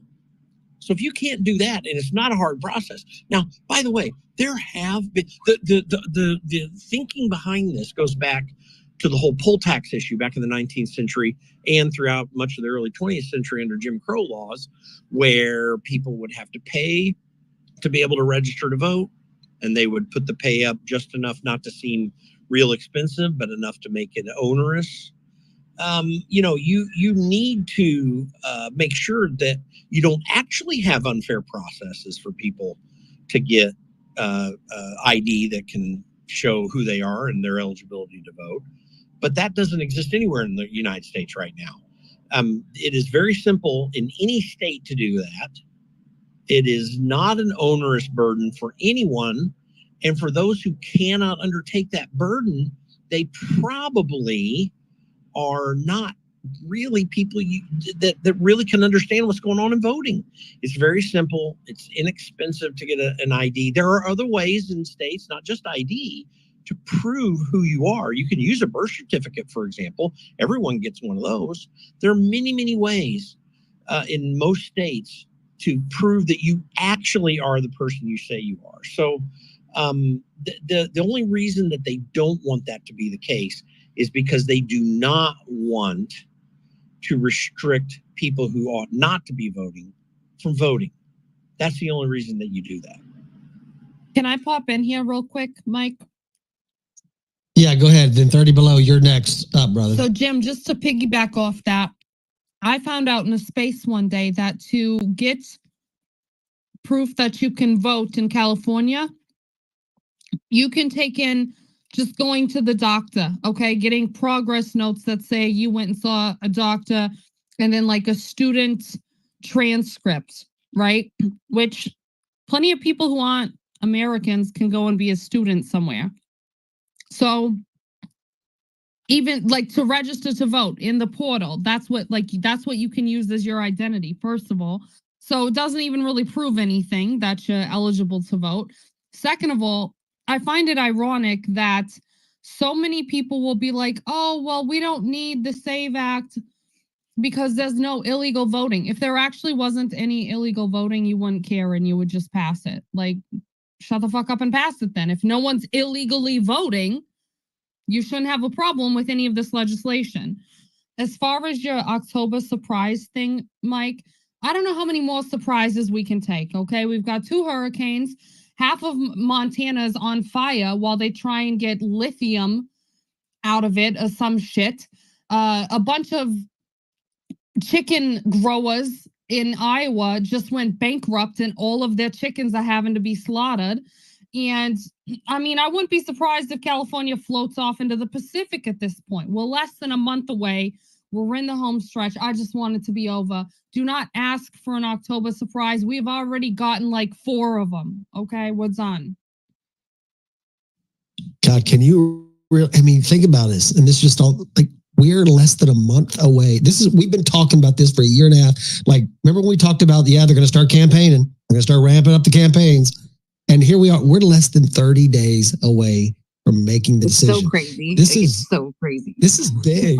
It is, man. Like I'm starting to get amped, man. Like I'm starting to think this might be a freaking landslide. Like I think it might be a landslide. But I know it's going to be a landslide. Take that back. Like I'm calling. No, you got to run like you're 40 points behind. We're going to lose. Yeah. Keep Don't going. jinx it, Destiny. You know how many things you jinx, right? You're going to freaking throw your CIA My name is FOIA Destiny. request. If it's jinx. meant to be, then you know. God. I'm just saying we can't take the foot off the gas. I don't want anybody to be complacent. We're almost there. Just keep going, please. I cannot take 4 more years of Kamala Harris. Okay, please do not subject me to that. My bank account can't take it. My sanity can't take it. I don't need to see one more liberal talking about how like, oh, we won for 4 years and then accomplishing nothing in Congress. Well, actually accomplishing the nothing liberals would be great, but the liberals win either way. If they win, if Kamala wins, they get their candidate, and if Trump wins, then they get a better life. So really, for the Democrats, this is a win-win scenario for them. But they don't realize that, Mike. I'm just saying I can't take 4 more years of Kamala, so we can't True. take the foot off the gas, okay? Just don't ask for a surprise. We already got too many. We got hurricanes. I got a good one. No. And I got a good one coming up, Steph. I got a good one coming up. It's going to freaking blow y'all's minds. It's so good. 30 below. Let me ask you something real fast. So the rumor is in California, Black people don't know how to get an ID. Just wanted to confirm. True? False? How's that work? Hi. 30 below. There he is. Sorry. Real quick before I get started, I want to thank all the white people who spoke over me. It gave me plenty of time to figure out how to unmute myself because I'm a Black man. But also, I'm not the right type of Black because I didn't interrupt any of you. So, whatever that means. I worked on the Larry Elder campaign. And I saw a lot of enthusiasm within the Black community for change in the state of California because I'm from Oakland, California myself. And the issue that we have is we have all of these policies in place that are telling people that are making it more difficult for them to vote, even when they have all the proper identification in place as it is. it frustrates me because right now the conservative black movement in California is outnumbered probably upwards of 9-1, maybe as far as maybe even 12-1. There's just not a lot of us. And I say us, but like I don't live in Alaska now, but it's just people are afraid of change, especially within the black community. This is something that I talk about all the time, and they're terrified of what could potentially happen with the next administration, or even with an administration from the opposite party, because what they're normal, what they're experiencing now is what they're used to, and they can thrive and survive in here because they figured out how to do that. It's the possibility of something different that scares them. So when they're told that all of these policies are in place to make it difficult, or they believe all of the lies, they're going to just keep following down that train of thought because they don't. And I say this, okay, I might be the most racist black man ever, because black people can't think for themselves. And it frustrates me because we claim to be so educated, we claim to be so proper, we claim to be a strong people, yet we lack the ability to think for ourselves. We lack the ability to question anybody. We just follow along with the narrative. And that is what has got us into this position currently. And it just really frustrates me.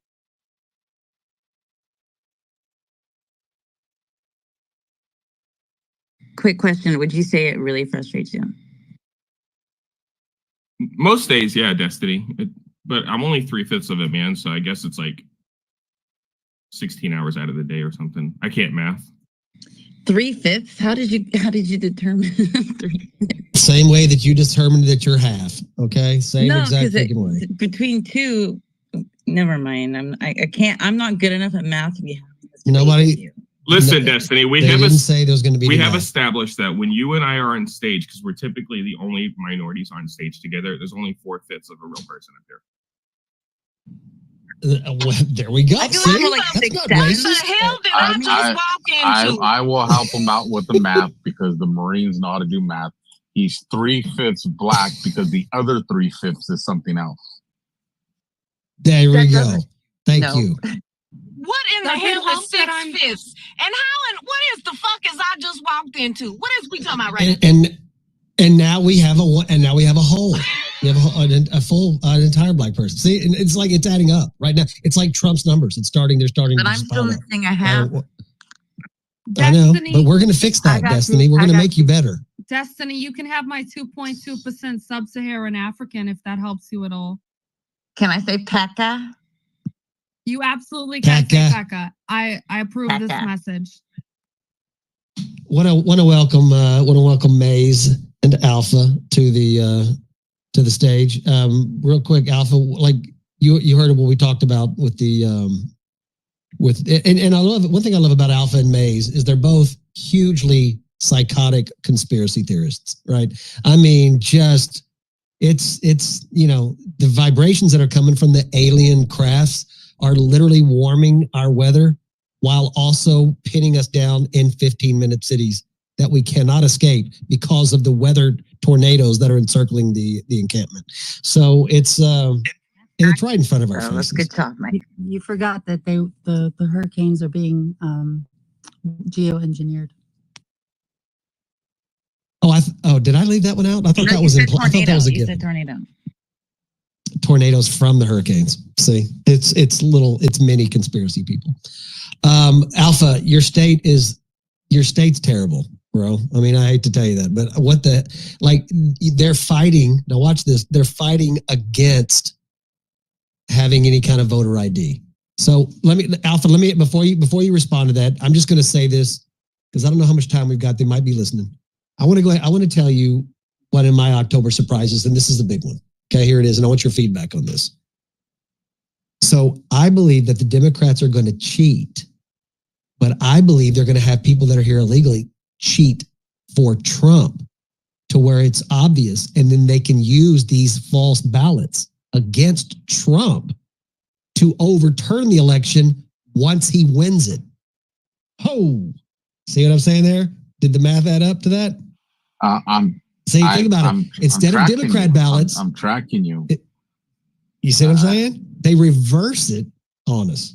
Well, a couple things. The first thing is he didn't like that. That's okay. No, I'm coming back to it. Trust me, bro. I'm coming back to it. All right. The California government sucks, not the people.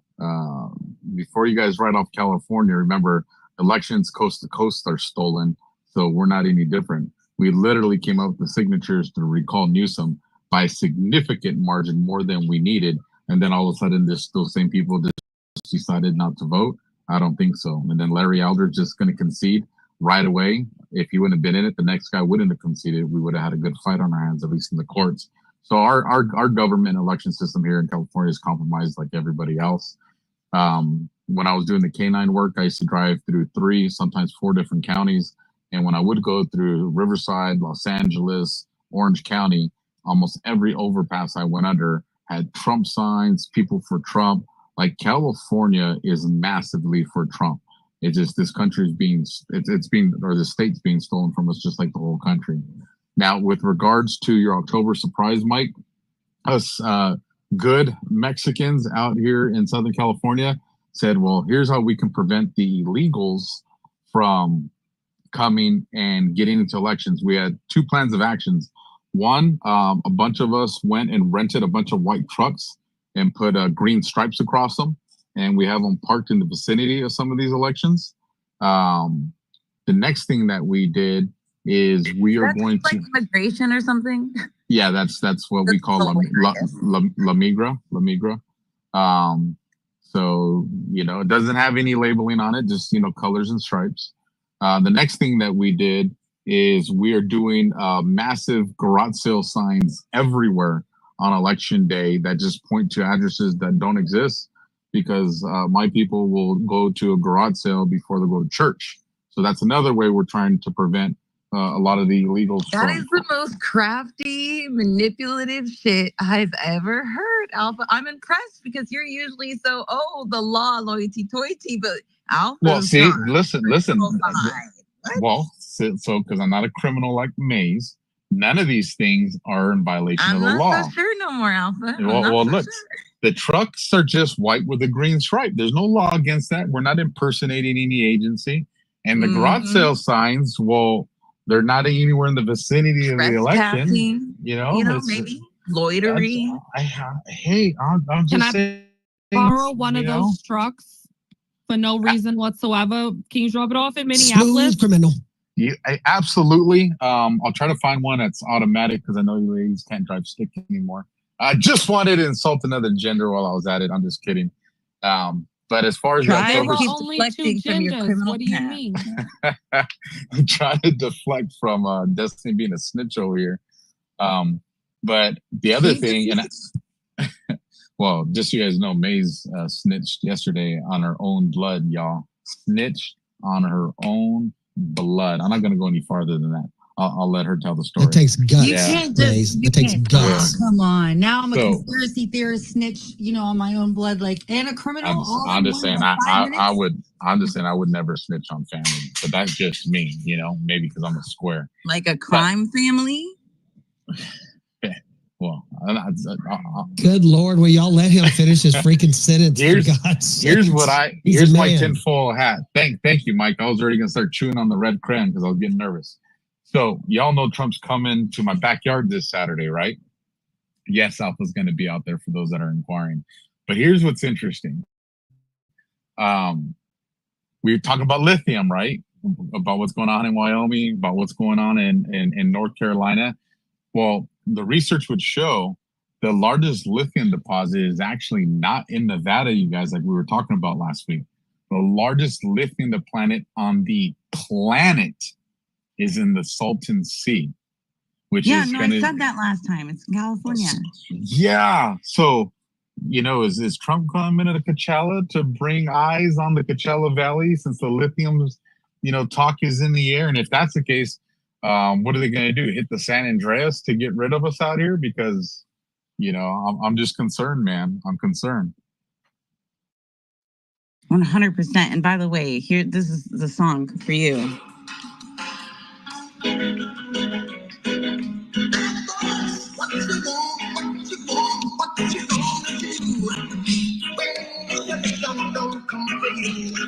we go. There we go. How to play the Just song. so you guys know, Bad Boys is probably one of the greatest series of movies that are out there. And if you don't like it, it's because you're probably a criminal.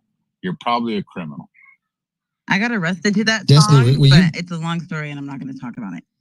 Were you playing that on your jam box? It was on my laptop.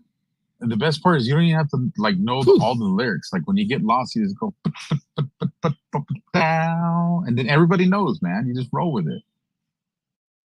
Maze, I'm gonna need you to clip that from Alpha right there, and we're gonna come up with a little track to it. That'll be the background vocals. It's like BG's Staying Alive. I got a whole idea for that. We'll come back to it in DM. Let's get a couple of these hands real fast. Mike's been, hey, Mike, I didn't even see you down there, brother. What's going on, man? How you doing? Hey, Mike. Long time no chat, buddy. Hi, Destiny, Hitch. Good to see you guys. Alpha Maze. I want to circle back around to what Gary was talking about. Gary, I think you really have this targeted, and I think it's a much bigger issue than even the election. The only thing that I would add as a caveat is you mentioned that the biggest threat to the stability of that institutional corruption was Trump, and I would say it's free speech and X. I think that regardless of what happens in the election, the institutional corruption is going to do everything to protect itself and stop any sort of accountability from emerging. I mean, I've been an investigative researcher and writer for 25 years, and I can tell you horror stories what's been done to me, my friends and family, and nothing possible to stop it. And 100 other writers, journalists, whistleblowers, or whatever. As far as weather tech is concerned and whatnot, I don't really have a weigh in on that other than to say that generally speaking, the DoD has advanced tech that's like 20 or 30 years ahead of any commercial tech that's available. So by the time we hear about it, it's already kind of mastered on the back end. And I'm just concerned as, if I think there's a saying that says, always leave your adversary an out, leave your adversary an out. You can't corner them because then they'll just freak out.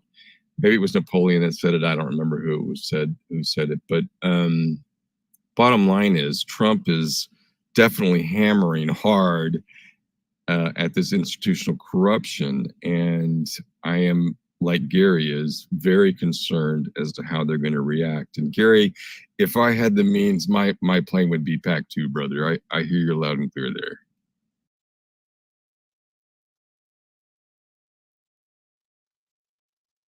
Right. Sorry about that. I was in the back. I was sending somebody a message. Look, everybody circles back to Gary. Gary's always right. He tells us that every freaking day. He's, as he says, I'm right. I'm more righter than my brother. A little bit of a better accent. More than right, that. writer, like more that was, upper right. That was the knock on Louisiana. Louisiana smarts. Come on, Des. Don't bring the East Coast into this now. I'm from the West Coast. Let's go to. I know, but you're on the East Coast now. See, yeah, but again, now we're talking geography. As the East Coast. Going down. Pole, it's going down. Do you need me to interrupt and be the East Coast for your destiny? No, Pekka. No, Pekka. I can do it. Okay. Don't make fun of people, Mike. That's not very nice. You're from Minnesota. You're in Minnesota. Does it sound like I'm from Minnesota? I mean, that's how you should. You're in Minnesota. That makes me wonder why you're in Minnesota. See, that's how you should have the conversation. Your brain is leaking, Mike. Oh my God! Look, the intelligence got to go somewhere. Stop, Des. I'm too fast. Gabs, my girl. Let's get the voice of a full black person in here so we can get some perspective on what it truly means. What in the world is a full black person? I don't know. My dad is white and my mom is black. I'm from Damn Houston. it. I'm a hood Billy from Houston. What is you talking about? Can we not just get our God, there was just some kind of movement where we could purify each other's blood, right? So we could all be. It's just never gonna work. It is the melting pot. Houston is the most diverse city in the whole country. So you're gonna get a bunch of different. You're gonna get a bunch of mixed up people around here. That's true. Believe that. But listen. I'm gonna tell y'all. Okay, so today I'm worried about California. I truly am. I'm truly worried about California because just today I had to advise a family to flee California today. I mean, like, it's no joke. Like, their neighbors are trying to find out where they are because they won't trans their kid, and trying to find out where they are and constantly telling them that they're concerned and all of that other stuff. And in my experience, that's when they're trying to find you so they can call CPS and activate CPS against you. And so I had to advise my clients to flee California today. So I am very concerned and worried about the direction that California is taking, especially with now this illegal immigration, voter ID stuff. I've been, after I dealt with my clients today, I went out and started block walking here in Texas because I live in a blue city. Even though we like to say it's purple, there's too much. It's too blue for me. So, I think that if we really truly want to see a positive changes in our society, if we want to see positive changes, no matter where you're at, I love that garage sale sign idea. I might steal that one and just go around putting garage sale signs all over Houston and vacant lots all over the place. But if you can't get a garage sale sign, you should really go and consider doing some block walking. Go out to your GOP, and even if you don't like them, even if you don't want to be affiliated with them, they do have the technology so that you can find the houses that have independent voters or houses that have maybe some unregistered or whatever, and talk to them and get them to vote for Trump. Vote for their down ballot races is most important. I spend most of my time talking with people about voting in their down ballot races, because even if they don't want to vote for Trump, a lot of them say, I've had that before. People say, well, I'm not voting for Trump. I'm like, okay, well, you're an independent. What about the down ballot races? Will you consider voting Republican in down ballot races, especially stuff like the tax assessor and the sheriff and the district attorney? All of those are up for re-election this year, and as you have seen, our law enforcement is really having a really hard time with the crime here. So everybody complains and everybody has things to say, but when it's time to get out and do the work, then everybody's got a bad hip and they're tired or they got to work or whatever. I worked today, but I still went out and did some block walking, and I'm gonna go out on tomorrow and Saturday, and I'm taking my daughter with me. So, go do the work. Trump parades and Trump rallies and all of that stuff, that's all fine and good. It's all fun and everything, but entertainment ain't gonna get Trump reelected. Entertainment ain't gonna get our down ballot races, our people in our down ballot races elected. So that's all I got. But you're a worker, baby. I'll tell you something about Gabs. Gab's a worker, baby. Look, and I don't even get paid for none of this shit. So drop me $5 in my tip jar. Everybody in this space right now. Get stuff in my tip jar right now. I'm messing with y'all. Somebody needs to put it in there. Absolutely love having you. Let's go to Maze. Look who we have on stage. I knew a girl named Nikki. I guess you could say she was free. Nikki, how are you? Welcome to the stage. That's it's an inside joke. I grew up with that song. I understand. Not bad. How are you? Thanks for having me up. I appreciate it. Jim left. I need lawyers. I need to talk to people. I did send Steph a message. So here's the deal. I have a workaround for the SAVE Act, and I need it.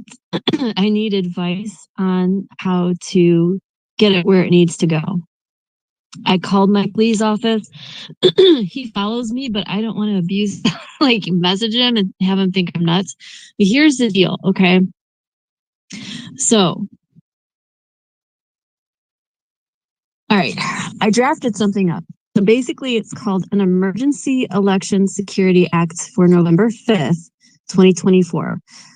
What it does is it uses the emergencies that are in place to create a situation where the federal government takes over the federal elections in the states and imposes the same exact laws federally.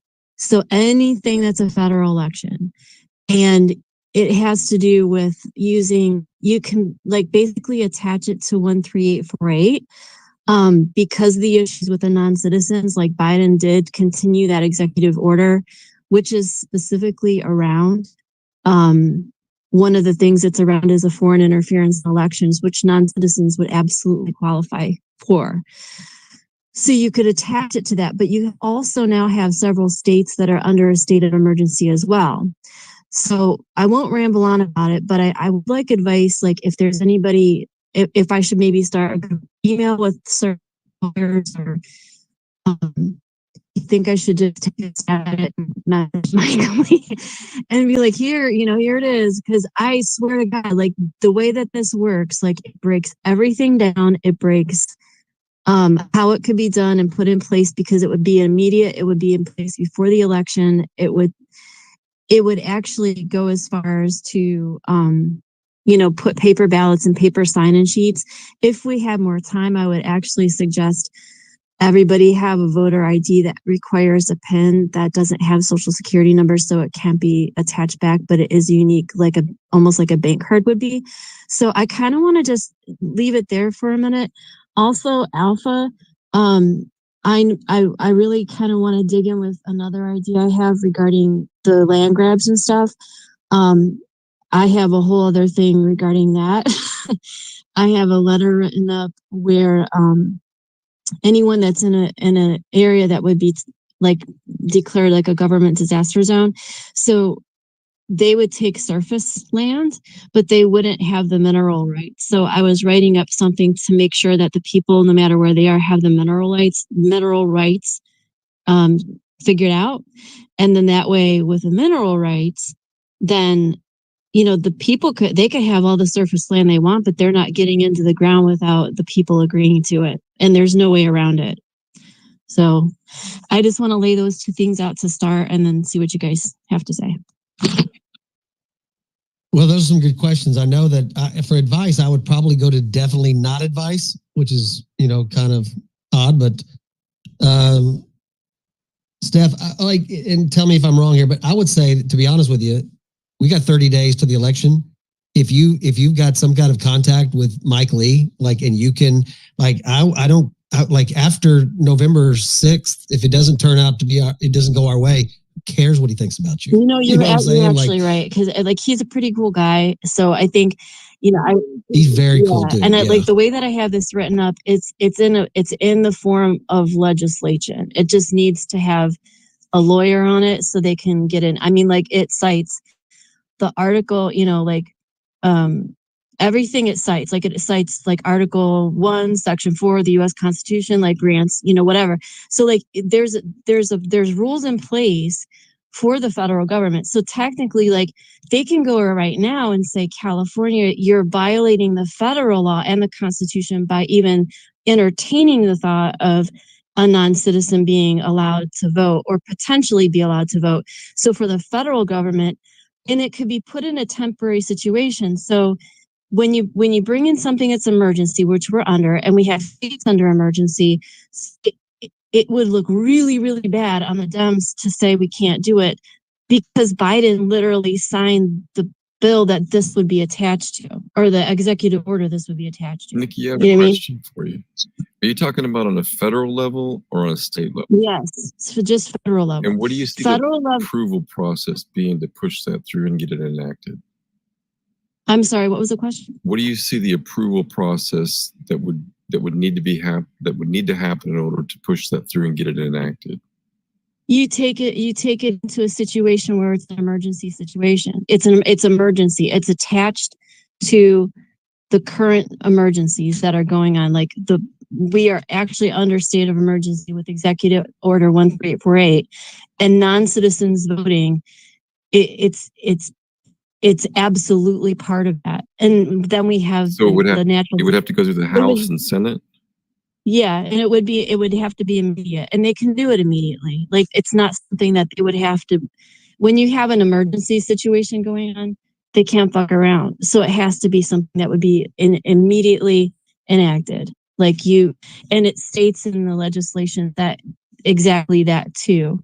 So it brings it to a very serious level of, if they aren't going to do this, they will be challenged. Like, as far as the October surprise, in my opinion, I feel like it's going to have to do with something with the election integrity, because with all these challenges are coming up, these people it's so out of control that there's no control over the election, especially, given that we have a federal election coming up. Like, there's no control over it, and the states can figure out what they want to do on their state level, but when it comes to federal, like, they can impose it because of an emergency. And especially if they say it's temporary, we'll figure it out later on. For this election, we have all this shit going on. Like, let's take care of what we have right now, so we don't run into problems, because there will be challenges in this election, I guarantee you.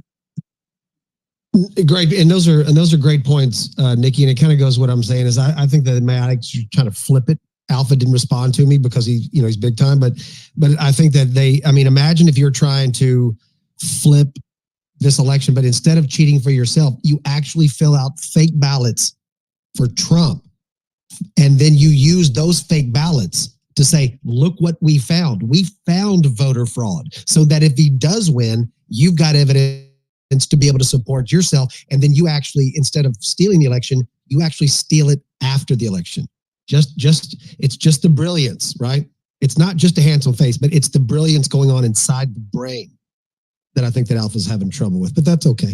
But I want to go to, and by the way, if you guys have any advice for Nikki, Nikki, leave your handle down there. You're rugging out. I don't know if it's me or I think so. I didn't hear what you said. You were rugging out. I didn't hear. Yeah, Mike, you're rugging a little bit. Oh, I was talking about how handsome I was and that it's up in the brain. It's very intelligent, but we'll get to that. That's fine. Can I give Nikki some ideas real quick? Yeah, real quick, because we're not on here much longer, and I want to but let's do this, Steph. Why don't can you DM her, because I don't want this to turn into like a legal thing, because I'll get really interested. Yeah, if you want, I can open a space. If you're not going to be here long, like, I can open a quick space. We can talk about this, because I think we need to iron some stuff out. Yeah, that sounds great. Yeah, and because we're probably going to be, I'm not sure how much longer we're going to be on here, but definitely let people be able to DM you, and y'all can talk about this, and then because I think that, I think that'd be pretty interesting, especially when Stephanie starts talking about law. Kind of sucks us all in with that accent, Pekka. Let me go to Jane real quick. Hey, Jane, welcome to the space. How are you? Hey, what's up? Great space. You got all the heavy hitters in here. I'm impressed. As long as Gary Cardone's in here, that's all we need, baby. I was like, let me see if he'll let me up. Okay, so thank you. But I had a question about what you were saying, but I actually want to start by saying I work for Elon Musk's super PAC called America. If anybody is looking for some, has some free time, wants to knock doors for Trump, they're paying $40 an hour. Reach out to me. It's in all different states. They pay overtime too, $42 an hour. It's independent contractors who, they're not taking taxes out of your money. That's up to you to decide how you pay your taxes. So feel free to reach out. You can make your own hours, and I'll help you get set up with your rock books and everything if you've canvassed before, you know what that means. But I encourage everyone to do it. I mean, it's really hard to get a job right now, and $42 an hour, $40 an hour is a really great deal. I heard you saying, I'm really sorry I tuned in kind of late, but I heard you saying that something about Republicans submitting fraudulent ballots and seeing if it'll work, and then using that to say, oh, well, the election's fraudulent. Did I? Yeah, and let me Jane, but let me just throw this in, because maybe I said it wrong. They have found so much stuff after, now, 3 years later, right? It's starting to trickle out. And I'm wondering is if they don't think they're going to win, what if they were to set it up a scam type thing in reverse to where where it makes it look like that false flag, because we're talking about October surprises. But what if there was a false flag that it looks like that Trump cheated? You see what I'm saying? If he were to win and then they were to use something. I mean, again, we're just throwing out, my God, it could be World War III, might be an October surprise for all we know. We're just something like that. I totally get that. I appreciate you sharing that perspective. I feel like that's really brave of you. I've worked for Democrats. I've worked for the DCCC, the Congressional Committee. I've worked for Democrat Congress members. I'm not going to mention their gender, but I have experience working with Dems and Republicans. After having all that experience, I've chosen the Republican Party. But knowing what they're like, knowing what the DNC is like, I covered their entire 2016 DNC convention, where it was like the Bernie people versus the Hillary people. It was absolute chaos. I got so many interviews, and I think that was the point where I was like, there's no question about it. I believe personally the Republican Party at this point in time is looking out for the people a lot more than the Democrat Party, or at least listening to the voices of the people of America more than the Dems are. But the DNC is a very corrupt organization. If I didn't know better, I'd say they were backed by the great powers of Satan, because they will not stop at anything to keep their narrative how would you say, dominant. They want to make sure everybody believes their narrative. I'm knocking doors every day. I got people shouting in my face, Kamala all the way. Everything is a lie. Kamala is the best. And they could watch everything on TV that shows Kamala is either drunk or low IQ, and they would still say, oh, I don't know what you're talking about. She's amazing.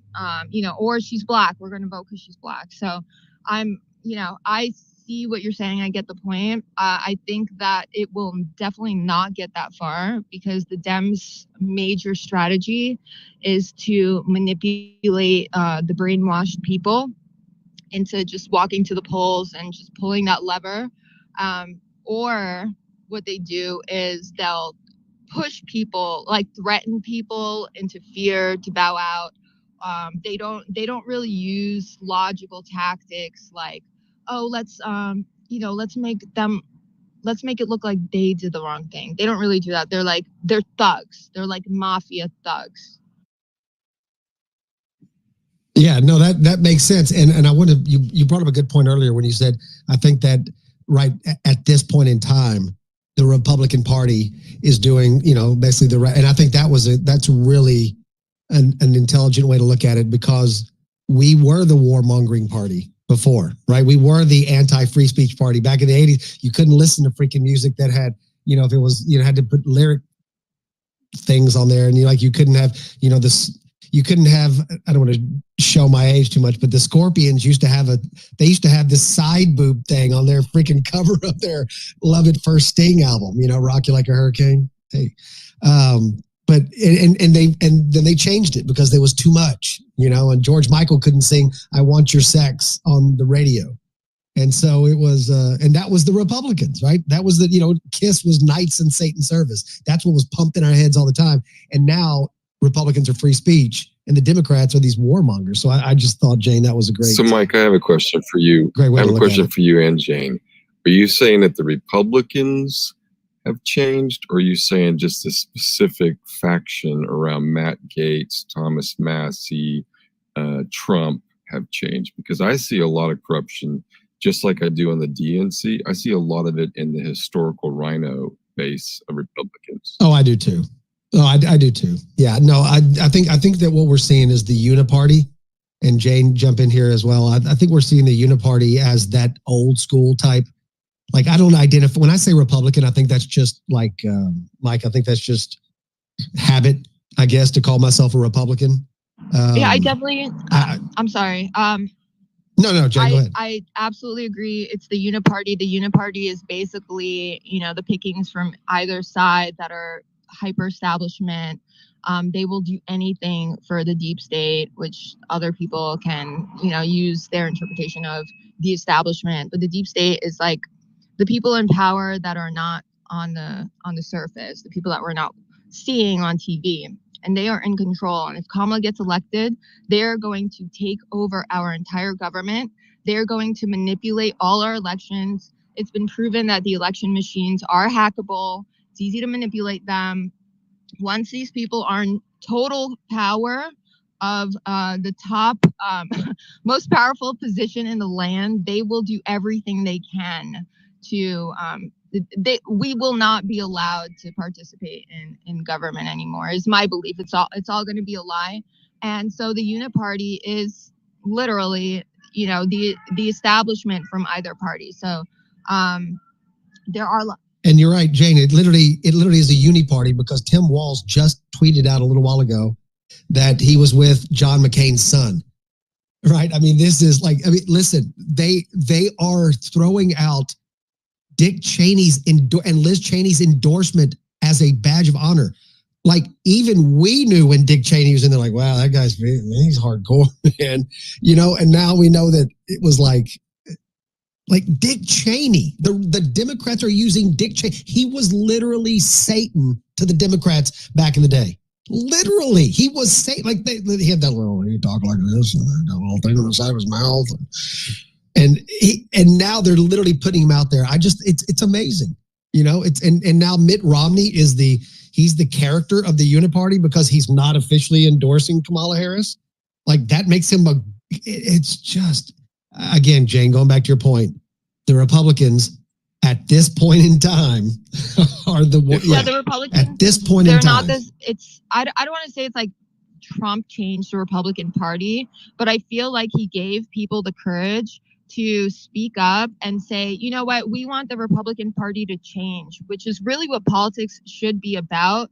It's about people being able to stand up to their party and say, we don't like what you're doing here. We want you to change this. We want you to represent us. You know, maybe we're not like aligning with Bush, right? Maybe we think he's a little too much of this or too much of that.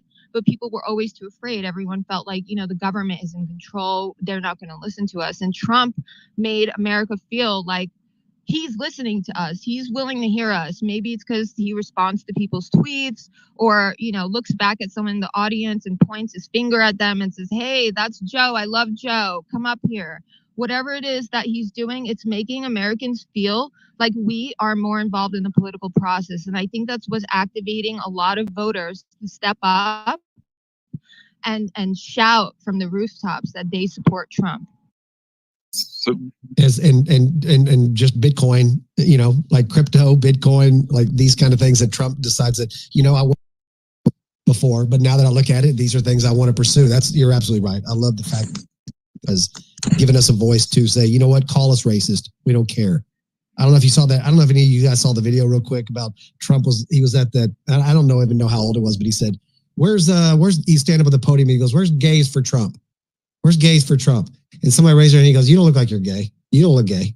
I mean, only Trump can say that. It's just, the guy just walks in and just with a pair like you ain't never seen before. And I just love it. Yeah, Mike, I think in any discussion, Mike and Jane, and shouts to everybody else up here. Love you guys. Great spaces, stimulating conversation.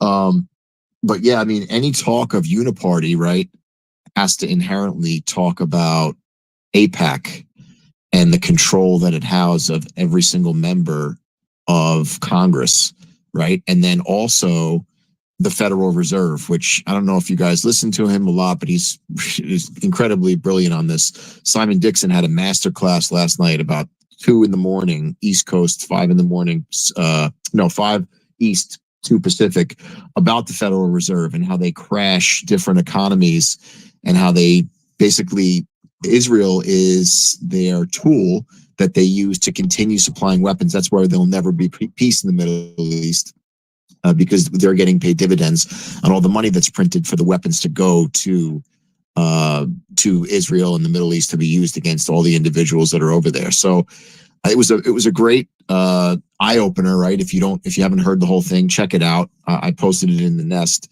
Give it a listen. And he really drove home the point of Mike, what you were just saying, that Bitcoin is so important because it puts power back in the people's hands and it allows you to own your own your own currency, that you don't have to worry about a government being able to seize from you or determine that you're not going to have it. And they're actually looking to undermine it now with the ETFs, right, from BlackRock, and the other organizations that came out that were approved.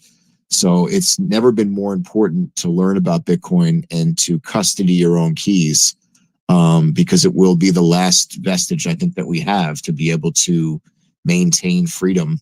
And, I'm looking to self-custody, learn more about farming, and being self-sufficient, and then looking to get the hell out of here. Because I think that they're gearing up for civil war next. I think that's what's going to be next, putting everybody on edge at each other's throats, and then just lighting the match. So. Yeah, it's a good point. And it's funny because, something's there because we don't really want to talk about it.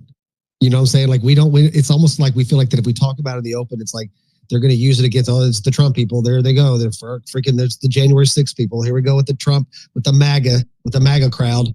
And it's almost like we don't want to talk about civil war because like, it's never really like, look, I grew up I'm from Texas, born and raised in Texas, live in Texas.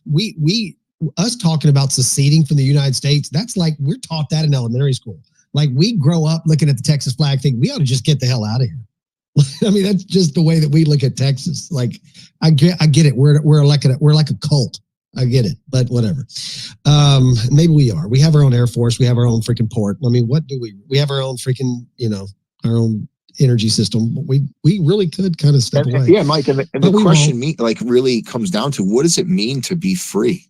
What does it mean? What does it mean to be free? What does it mean to be an American? Does it mean to be an American? Does that mean that you have to have the Bank Secrecy Act and you have to have the government looking up your rear end every 2 seconds? That you shouldn't be allowed to control and custody your own money and move it as you see fit? Is that what it means to be an American? Is that what it means to be part of the home of the brave? And well, I think, look, Peter, I think we're learning. I think this is new to us, right? How to be free, I think is a new concept to us, because we're just now realizing, it's like, I hate to always use the freaking Matrix as an analogy, man, but it is like we're waking up and we're going, what the hell is this? California just told people they cannot use voter ID, they cannot use ID in the state to vote. Like, that's Matrixy type shit right there. Excuse the language, but like, it is like, that's weird, and it's like, how do we even combat that? I think that's what I'm saying is we're trying to find our footing, and luckily for us, we have people like Maze that sees things from a different perspective. We have people like Destiny that does research that is top notch. We have people like Alpha that has a great perspective on how things work federally, locally, from a law perspective. We've got brilliant people that we're starting to hear from now that are opening our eyes. And Peter, what you're saying about Bitcoin and crypto, like these are cults that we kind of need to be a part of, and I think we're all kind of finding our connection moving forward. And I think freedom ultimately is going to win. And I'd love to be surrounded by all of you. It makes me feel a lot more comfortable than if I was kind of experiencing this myself. Yeah, last point. It's the scariest point though right now, right? Because once people are waking up and the legitimacy of the authority starts to get shaken, that's when they lash out and they turn to violence. And that's where they instigate the violence, because that's how they then take control back, with fear and terror, right? Because the people will then rattle their chains and say, please, please help us. They're like, we'll help you. You just have to give up all these freedoms. And that is where I fear we are right now. We're on the precipice of that. Totally agree. I think it is the con game. Look what I have in this hand. And then really, it's the magic is in the other hand, So look at all these illegals that we have in here. Well, maybe if you want to get them out of here, why don't we just do this? Why don't we just track? Why don't we just put an ID form in everybody, some kind of social credit on everybody in the United States, so we'll know everybody here. And then really, it's not about them, because they could care less if they die, right? They just brought them over here as freaking puppets, but they can track all of us. They can have all our information, all of our data, and they used it. Look, the freaking in 2001, 9/11, those taking off your shoes and having bottles of that was a temporary precaution. That was temporary. That was 23 years ago. Those temporary things are still in place now. Once you lose the right? You never get them back, man. Once they take it, you never get it back. Exactly. there's no reason to get it back because you don't have the rights to get it back because we just took them away from you. And so too bad. Like that's life and deal with it. Go ahead, Jane, jump in there. And then Angry Citizen coming to you next, and then Mike. Just want to point out one last thing. Donald Trump was the first U.S. president to make a transaction on the Bitcoin protocol. So anyone that is concerned or interested in or questioning what Donald Trump's perspective on Bitcoin is, he loves Bitcoin. He's going to protect our Bitcoin. He's also said he's going to get rid of Gary Gensler, Chair Gensler. And he's gonna, I can't like quote him exactly, but he said something like he's gonna keep our Bitcoin out of the grubby hands of Elizabeth Warren. So I think all the Bitcoin lovers or the crypto lovers that aren't yet aware that Bitcoin is your daddy, you should definitely vote for Trump. Bitcoin is your daddy. Hey, Jane, he was at, if you remember, he was at the Bitcoin conference. Where was that? Nashville, I think. And he said, and when he brought up getting rid of Gary Gensler, the place went freaking nuts. And he goes, "You like that, don't you? You like, quite frankly, it'd be pretty easy to do. Can get rid of him so fast. And yeah, I just think, sorry, Destiny, you know I had to throw that in there. I'm practicing Trump. You did. In my private, standing in front of the mirror, I look like a freaking idiot. I'm like, you look like an idiot right now. Quite frankly, you look like an idiot. A big idiot. We love our idiots. We love them so much room and space for idiots. But Mike Mac is the biggest idiot. Love Mike Mac. Love him, though. Love him, but quite frankly, he's an idiot. Mike, I'm going to need you to do that voice in every space moving forward. That's all I want to hear from you. I think it's the microphone that adds to it anyway. But yeah, Jane, I think that when he said that about Gary Gensler, and everybody in here that knows crypto, we all feel the exact same way about freaking Gensler.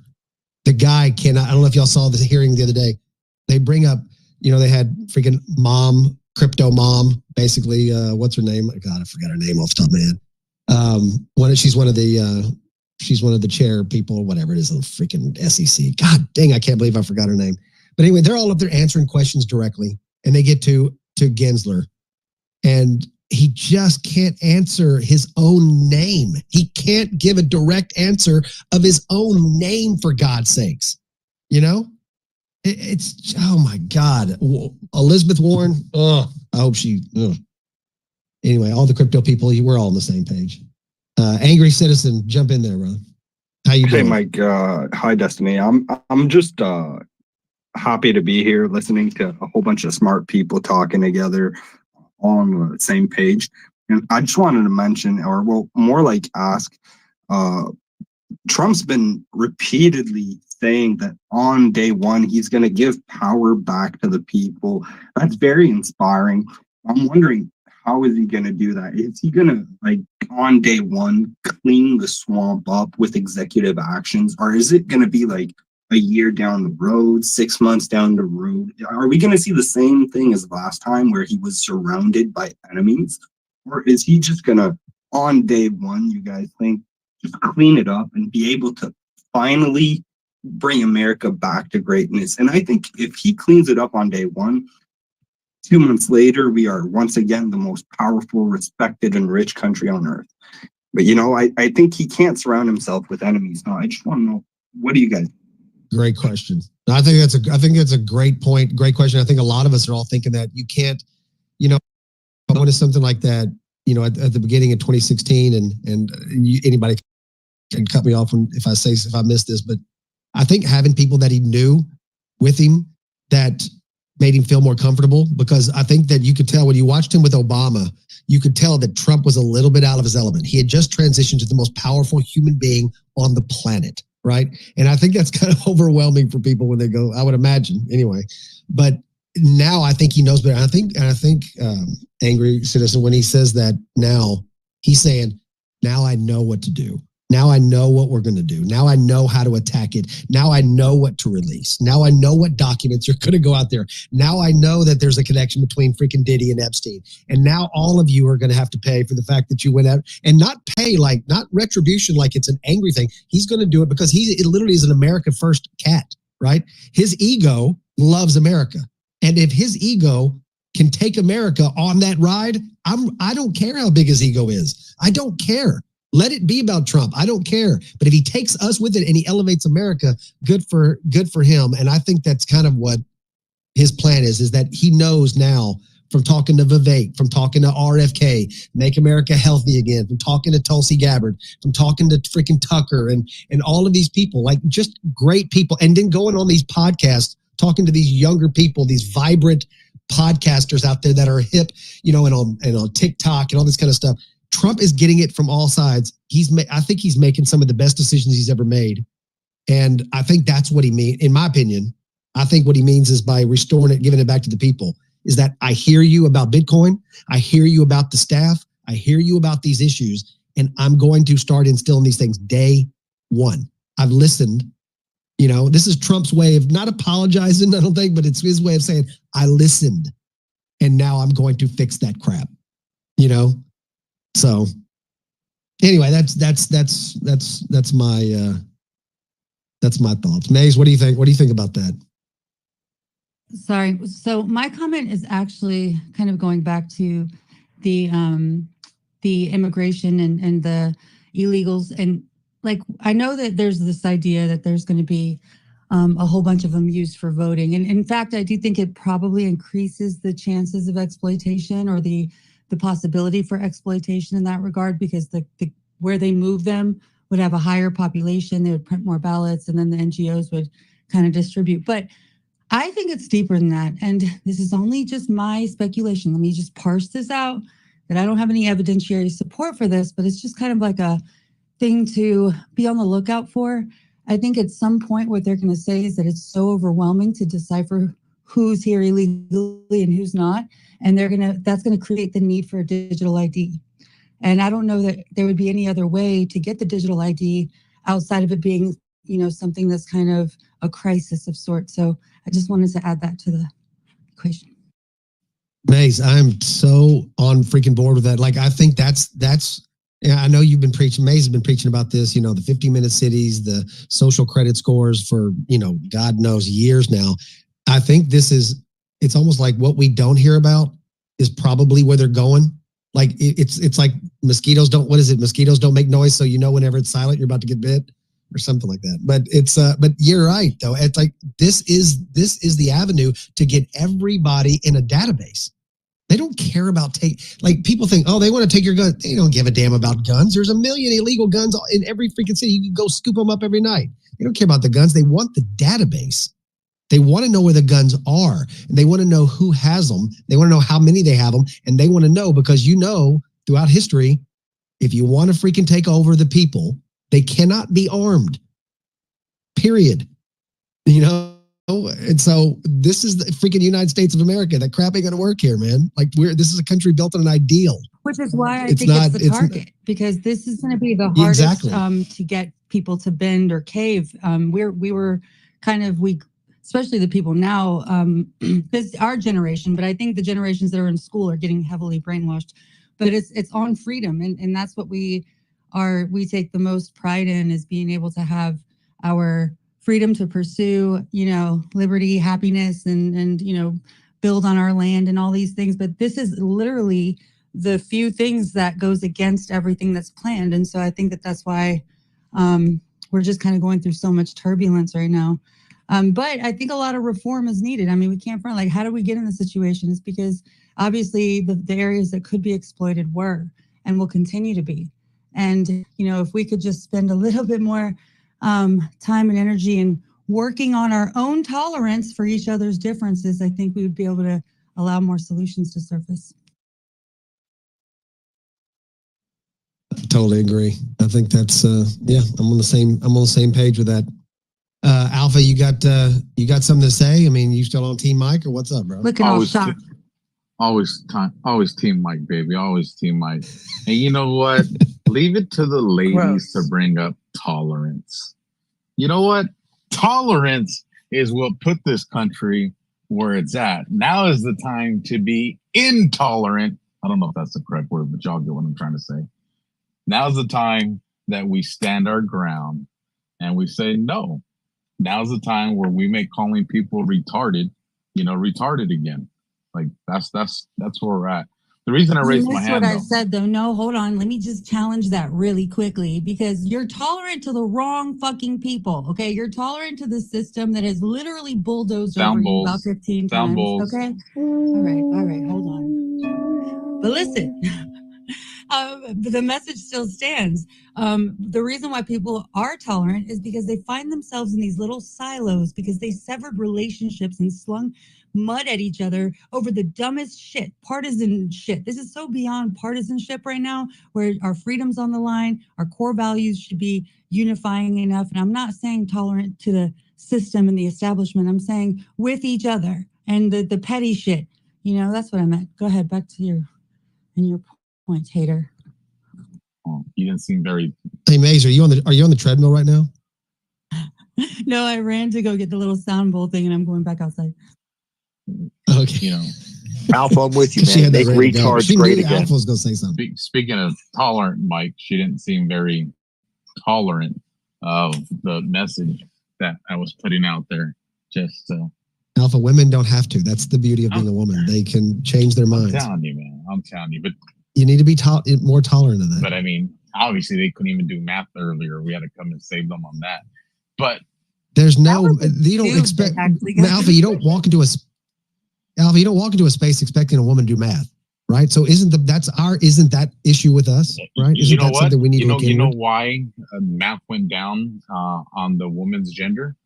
Because back when they used to make sandwiches, they would cut them in half. They learned about halves. They'd come in quarters, learned about quarters. So make sandwiches great again, make mathematicians out of women at the same time. But the reason I raised my hand, actually some bad news. I'm streaming the different cams out in the west side of Florida. And one of the people in my audience, and I put this in case I know a lot of you know people who are from Florida, but they said a tornado had touched down and hit their friend's house in Stuart, Florida. I'm not familiar with where that's at. But if any of you are, keep those people in prayers. I'm hearing about a lot of tornadoes touching down, and this one actually happened to hit somebody's house. So I think somebody said that it's a really unusual amount of tornadoes that are coming out of this out of this hurricane. Okay. I don't even know what that near means. Palm City, just so you know. That's like the closest place to it. I just wanted to add context in case, you guys want to know where it's at.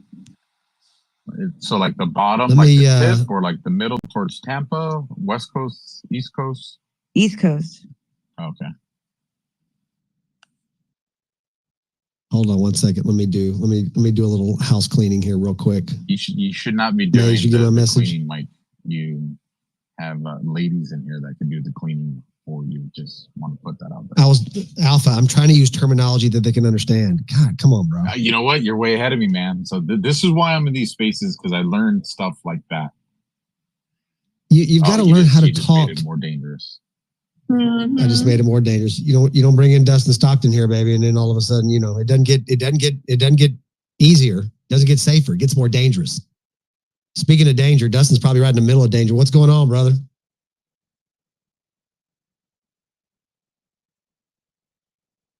I can't hear. Is it? I can't hear him either. Well, I might not be able to hear him because his microphone is still red. So that might be just me learning how to freaking, how the spaces work. So.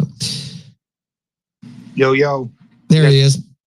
I lost my service for just a minute there.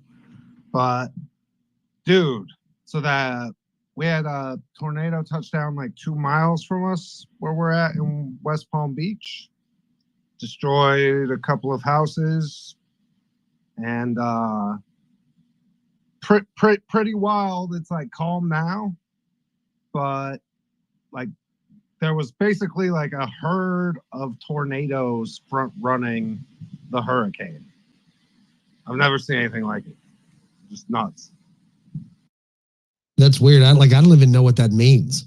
Because normally it's not a big tornado laden type event. It's usually just the powerful winds, and I don't even know how they form so much. You know what I'm saying? No, it's definitely weird. What's crazy is that the weather did not, it wasn't like there was heavy sustained winds at all. In fact, no joke. I was sitting in the Hummer, like in the driveway, talking on a space because, right, and wasn't even noticing the weather. And I go back in and like 2 miles like down the road, like just annihilation. Like, right, like tornado spins up and like just smokes this like little gated community. So I don't know, man. Well, Joe Biden, though, don't worry, guys. He said it's ridiculous, the idea that the government can control the weather. Not to interrupt you, Dustin, but I'm looking at a dude on the live stream. What that southernmost tip point? There's like waves crashing against that thing, and when they hit it, they're going like 12, 15 feet in the air. And this dude's just hanging out there. It looks like he's trying to take selfies or something, bro. And the waves behind him look insane. Back to you, Dustin. Bro, did you see the dude in the boat who said he's not leaving his boat? Bro, Lieutenant Dan, you know how invested I am in both the survival of Lieutenant Dan and the shitcoin that bears his name. Like this is, I have staked my like moral and financial future on the survival. Like, but water goes up, boat goes up, bro. It's simple. Like he's good. He's gonna be all right. That was sick, bro. Didn't they make him move though? I thought they made him move. Yeah, no, they tried, and Lieutenant Dan said, "Fuck you, bro. Andrew Tate offered me $100K if I survive." He did that. Did he really? That's. I have to go check that. I came across it the other day, and I was like, "This fucking guy he's got like balls of steel for like trying to do that. It's fucking nuts." But he's just like, whatever, man. Yeah, I'm kind of invested too. Dustin, make a poll, man. Does Lieutenant Dan make it or not? Let's put positive energy behind this guy because he's a legend. All right, so true story. Like I really did buy the shit out of a token, right? That I assume if he survives, it's gonna do like gangbuster numbers. And in the Retardio casino, you can bet on whether or not Lieutenant Dan's gonna survive. So again, take out an extra mortgage, like sell the car and put it all on Lieutenant Dan. Florida man will survive. Florida man's gonna make it. That has like legendary Netflix series written all over it. I'm riding with Lieutenant Dan, baby. Let's get it. I'd like to spit some beach nut in that boy's eye. Florida boy can survive. Mike, have you seen the videos of Lieutenant Dan? When he pops out of the boat, he even moves like Forrest Gump, bro. Like the first thing I thought when I saw him was this guy moves like Forrest, and he's got no fear. And it's like Dustin said, because people were going out there and interviewed him, and he's just like, it's water, and I'm in a boat. I'm just like, rock on. He only has one leg. Does he only have? Is that why he never comes all the way out?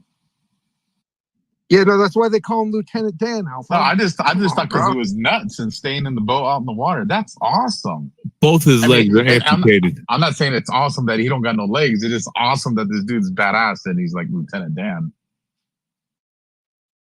Dude, I just see him like riding out the storm, laughing in the face of it. I'm right. And what do you want to bet? Like that little 20-foot sailboat, it's going to catch all the shrimp tomorrow. All of it.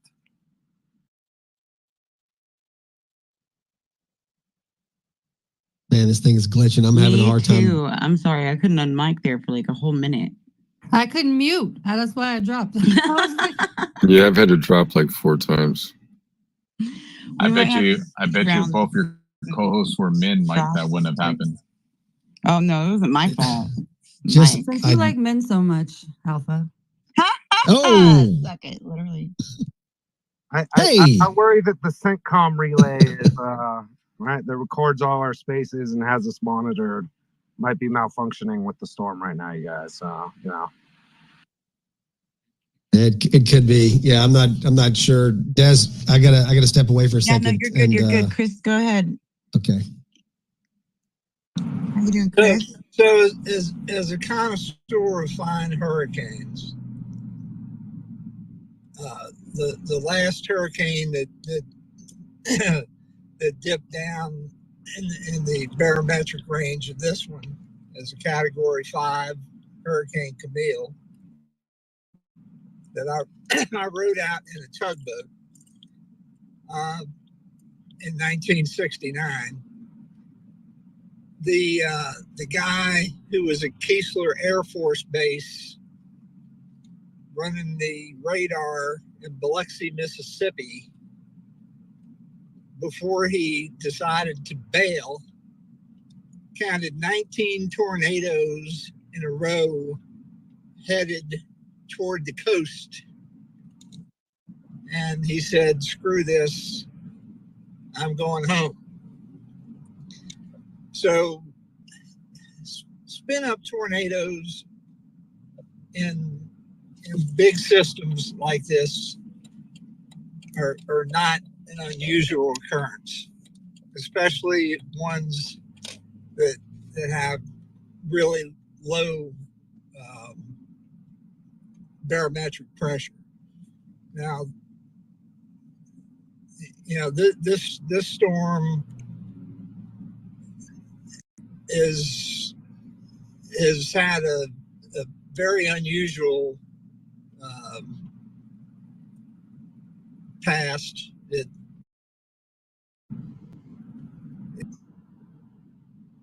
for low pressure in the Gulf of Mexico.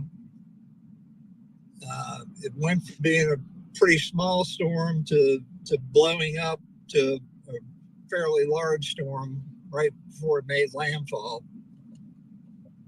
And you know, these feeder bands spawn tornadoes, you know, all the time.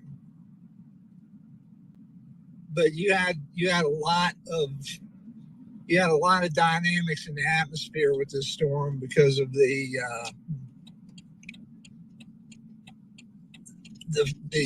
stationary fronts that were around it, and other disturbances that were in the Gulf. So it just the setup was almost perfect to expect to have the kind of tornadic activity that you ended up with. And you know, the kind of supercells that you got were a little bit unusual, but the banding for this storm was an expanding hurricane. The storm was spreading out as it came into shore. It was a really tight hurricane, and as it came into shore, it was exploding. And so these bands, you know, were building thunderstorms as they came out. I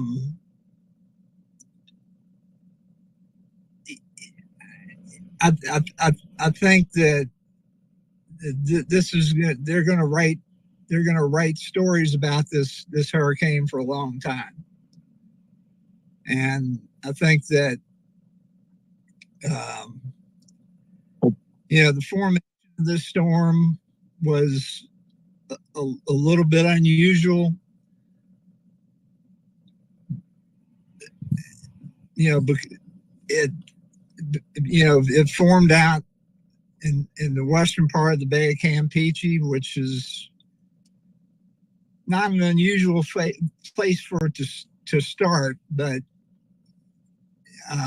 it's not really the time of year that you would expect to see, you know, a storm, you know, in the Gulf. Usually they're in the Caribbean this time of year, but the Gulf has been pretty warm. So I think that and people saying, well, storms don't track east. Well, after the autumnal equinox, the winds change, and you don't have prevailing westerlies in the Gulf anymore. They go to the east. So the storms go to the east. It's a natural weather pattern. And it's just nonsense to think that storms are not going to go to the east. There's no other place really for them to go. Yeah, I should post it up in the nest, Chris, because you brought up a good point with the storm patterns, because a lot of people think it's never happened, but I did find a good graph that covered from 1950 I think to 2017 or 2011. Let me find it real quick. I'll toss it in the nest. Because there has been a kind of similar one. It's a little different, but they're all going to be a little different. Because it ended before it hit Florida, but it started in Mexico. It was really wild looking. I don't know what the name of it was, but it was a tropical storm, not a hurricane. Yeah. But you get. I mean, you could have had you can get crossover storms coming from the Pacific across Mexico there into the Gulf. I mean, that will happen. But I think too that if you go down, I posted it in the pill. There's a pretty good video by the chief meteorologist of my weather, or by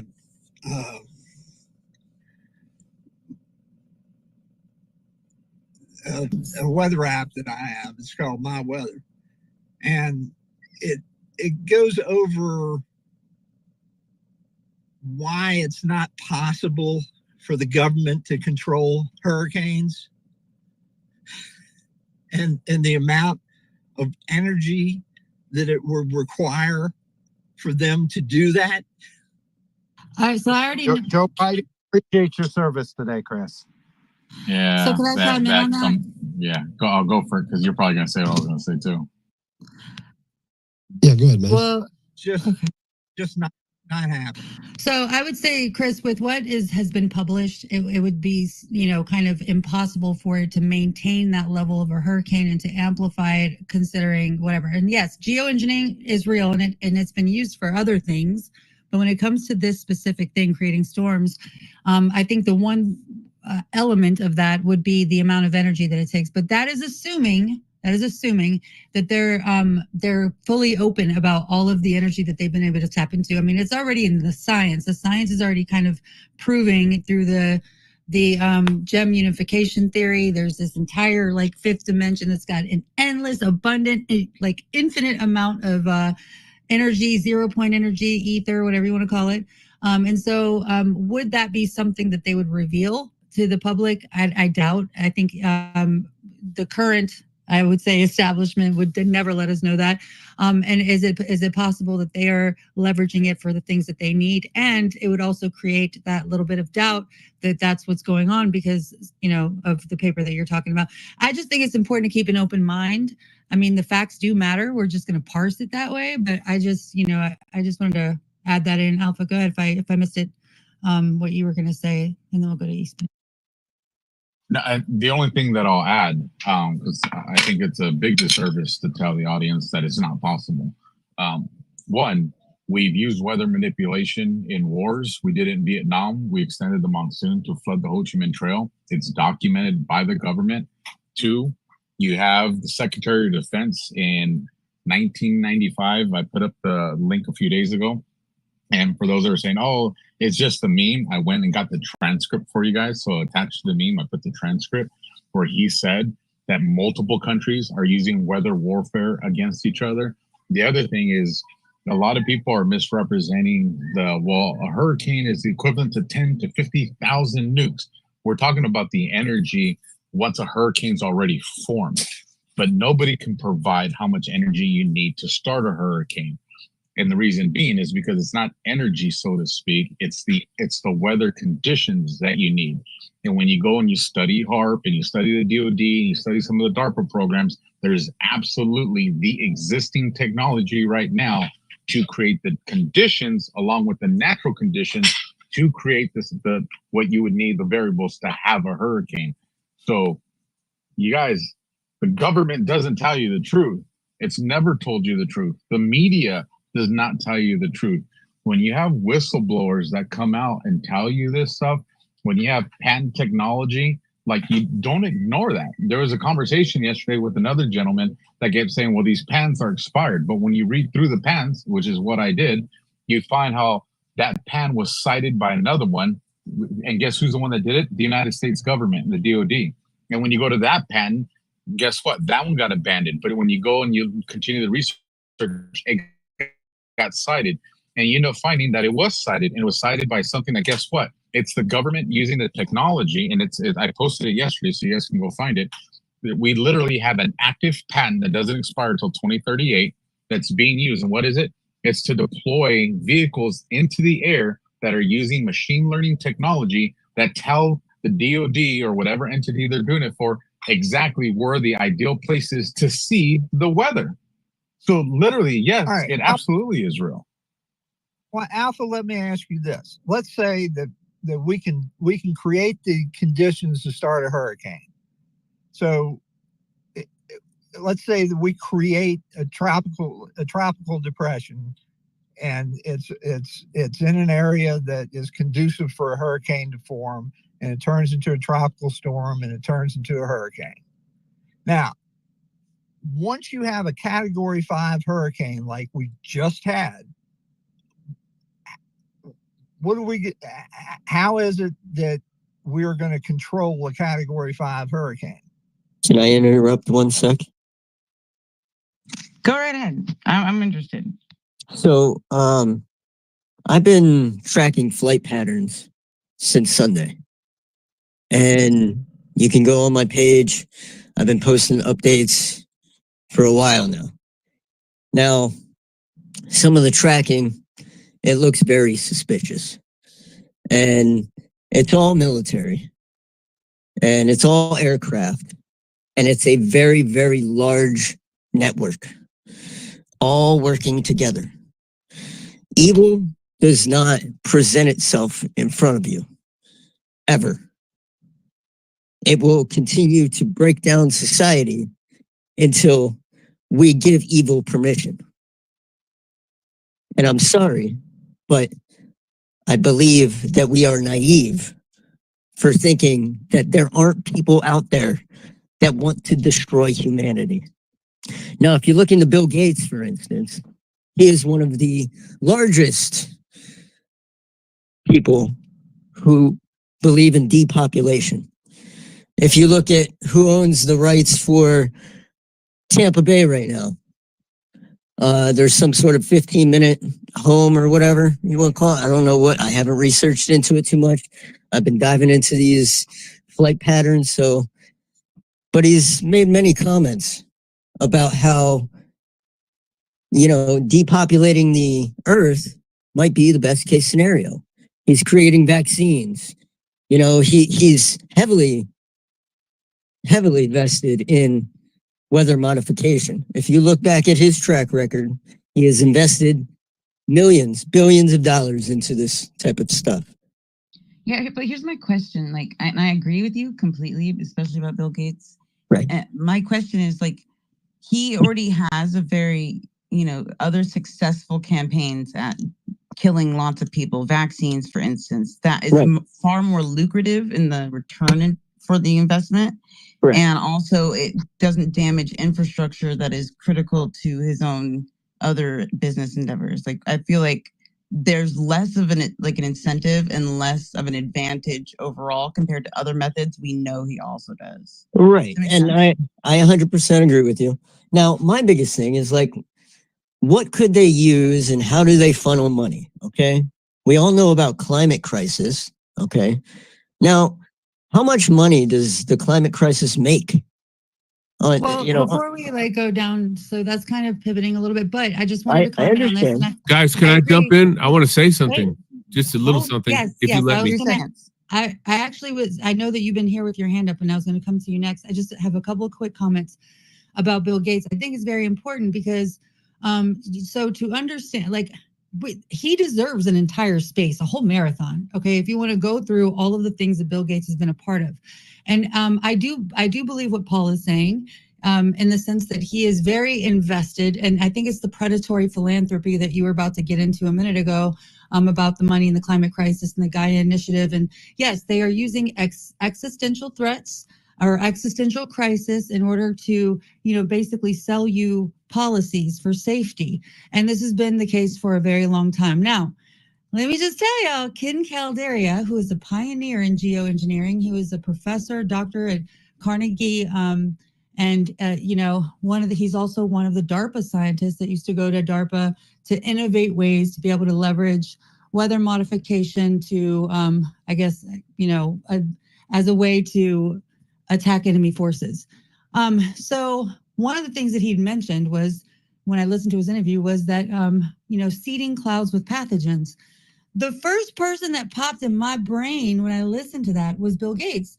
So I legit went to Google and typed in Ken Caldera, put a little plus sign, put in Bill Gates. Sure enough, he retired from Carnegie, and now he's working very closely with Bill Gates for a couple of years now. And so he's definitely invested in weather modification. I do think that with the goals and milestones that they're trying to achieve, this biodiversity and whatnot, and the net zero, that they would use crisis like this. They've been talking about climate change being the reason that many people are displaced in the years 2024, 2025, and beyond, all the way until 2030. The amount of numbers that they say is going to be caused, displaced people that will be caused by climate change is shocking. So I think Paul had a point, but I didn't want to veer away too far. And I know that East maybe had his hand up for a long time before you had cut in. So, yeah, I appreciate it. Hold on. After he's done, please come to me. Well, we're going to go to East Smitty first because East Smitty has been up here for a long time. I'm going to come to you right after him, okay? Yeah, okay, because I'm going to whistle blow from Raytheon behind the curtain. Okay, love, here. This is for you. Is he doing a stick for like Kennedy? Oh, like that's Bumble. There's a he's just clearing his little throat out. Hey, guys. Okay, hi Smitty, go ahead. Hey, what's going on? Listen, I love what you guys are talking about. I especially Paul, I definitely I agree with everything that he's saying, but I want people to understand that this is just the microcosm of the macrocosm. We have to understand that the powers that be have been controlling both sides of everything. Remember, they finance both sides of the war. So why wouldn't whoever they has a finance- hot mic, please mute that, please. The only person is you, bro. I hear so much background on Smitty talking, like someone's talking in the background. There's nobody Nope. here. It's just me. Anyways, what I was saying is that their science is financing both sides of everything because, I mean, if they can finance the problem, then they can reap the value of the solution. So what I was saying is that basically, they create these gigantic storms, these problems, they destroy everything. Of course, they own all the insurance policies, and then FEMA has preferred vendors. So when civilians and people on the lower levels try to get involved in these type of things, they try to come down, they try to help out their fellow Americans. They're met with resistance because they're not a preferred vendor. So I want y'all to understand like where we at right now. I mean, this is like we going all the way back to, all right, we talking about the Rothschilds. We're talking about the central bank. We're talking about, controlling everything. I'll cause the war. I'll destroy everything. And then, hey, I'll rebuild everything and reap all the contracts. The same thing that Halliburton did. And the same thing. Whoa, what's Halliburton? Oh, that's owned by Dick Cheney. And who's he in cahoots with? Paul Wolfowitz, Bush, the neoconservatives, Donald Rumsfeld, Condoleezza Rice. Let's go back to 9/11. Let's have that conversation. Why were the towers brought down? Okay, Larry Silverstein, right, had $11 billion policy on the towers, right?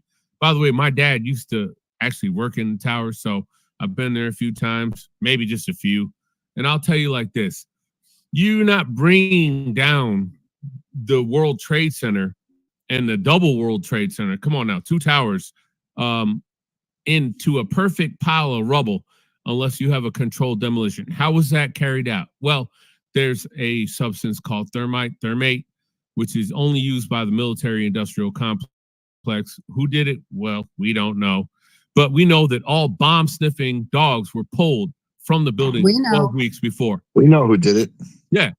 Did we really spin off? Right. So why this all kind of like connects with each other is because it's the same style of warfare that we're seeing through weather manipulation and through destruction, through so-called natural catastrophes and weather, and then the rebuilding, because we have the insurance policies that are held by the people whom are destroying everything, and of course they own the insurance policies, and then the contracts to rebuild everything is held by them as well. So that's what I'm saying, like, know your enemy, understand that this is not very complex. This is the same people we've been dealing with for a very long time.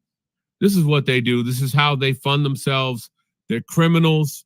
And they're just, I guess people are too fucking soft to go after them. So, whenever y'all ready to hire me, I will go after them. I have a team. I got 150 soldados ready to ride.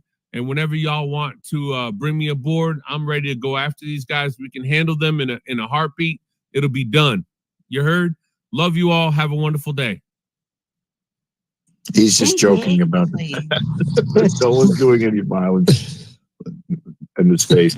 I wanted to answer Chris's question as a layman, right? How they would control the hurricane. Hold on, Bumble was, we were securing his little spot. He has just to kind of sure. But we'll come to you right after that, Peter. Bumble, are you there? Did you want to chime in? Let him go first. Okay, go ahead, Peter. Yeah, mine's quick. I was just going to say, as a layman, right, watching some of these things I've learned or gotten into about MH370 and how they could use electromagnetic pulse and 0-point energy.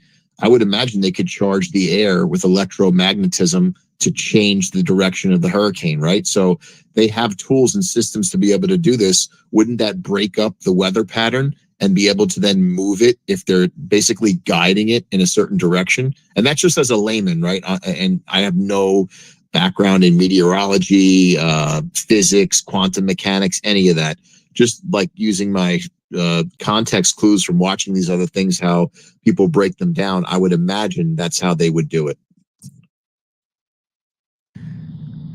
Thanks, Peter. I mean, I think really like what we need to know for the most part is that this is, let's just say we can't necessarily prove that they have enough energy to tap into, quote unquote, to be able to do this and to sustain such a hurricane. We know, do they not have the ability to stop it or to de-escalate it? That's, I think, one of the things that nobody ever talks about. Like, that's what the weather modification is supposed to be for, to benefit us, right? And I think that some of those outstanding questions are unprovable things just because they would never allow, I think the suppressing science for a very long time is actually coming to a head. I believe that this, as of late, there's been a lot of stuff coming to prove the ether and all that. So that being said, I think what we need to know is that this does have, there's a motive, if anything. I'm putting my detective hat on for a second. So is there a motive? Yes. I think the motive would be able to accelerate some of those reset goals that they've been planning to do. Some of the, this is Agenda 21 is essentially to move people into urban areas and out of the rural areas. And they're also creating these different cities. This is all documented. There's timelines, there's milestone dates. And I just think that with what we've seen so far, it's reasonable to think that this is potentially, this is manufactured weather. But what are we going to do about it? I think that knowing that they're advancing technology all the time through DARPA and all these other innovative, like arms of our defense, how do we begin to demand more transparency in that and more regular, we have to talk about kind of like, where do we go from here? We'll probably be here all day if we wanted to go back and forth and prove whether or not what's happening today. But if it's not today, it will be eventually. I just think that we have the wrong people that are controlling everything. So with that being said, I don't know who's next, Destiny. I believe it was me. Oh yeah, Bumble. It's That's Bumble. right. That's right. Okay. So here goes, folks. I worked. I'm not showing Bumble as a speaker. You don't hear him talking? You hear him? Yeah, he's up right now. Oh, he's talking. Yeah. Oh, okay. Okay. I can't hear you. Are you done, Mike? You might have to drop him down and bring him back up. Why don't you cycle him and come back up real quick? Okay. I'm going to bring you right back up, Bumble. Yeah, save the spot for Bumble. I want to hear what he has to say, if you don't mind. I just sent him the request. If you hit the request, it'll just beam me right on up here, Bumble. Maze, side note, what kind of sound bowl set do you have? I'll tell you in a second. Bumble, you there? Okay. Yeah. So, I'm about to violate several non-disclosure agreements. But before I do, I just want to mention something to Chris Philby. Do you know, Chris, that the only time during the year, the autumnal equinox, it's the only time that you can stand a hard-boiled egg upright without it toppling over. Okay, so I worked for 40 years, and I don't like to say their name. I usually call them Evil Core, but I'm going to say their name because I don't give a shit anymore. Raytheon. And I work very closely for probably more than 20 years of my 40-year tenure with security clearances and everything. And the engineering team that I work with, we discussed the potential capabilities of HARP technology. That's HARP. That's the weather modification. It was originally stationed in the University of Alaska, but now it's all over the place. It's on ships, it's in space, it's on mobile carriers, and it's down in the islands of Antarctica. The antennas that are down in the island off of Antarctica are for the purposes of supercharging the ocean, heating up the ocean, and creating the conditions for hurricanes. Now, what you need to understand is what's happening to Florida right now is you have a low pressure area in the Gulf of Mexico. And on the other side of Florida, you have a high pressure area. Now this creates a dome, 1,000-mile or more dome. This dome encompasses both of these latest hurricanes. So yes, they can do stuff with this HARP technology. They can excite it in the ionosphere. They can nudge it. They can influence it. But they in no way is still in its experimental stage. They never read the friggin' user's manual.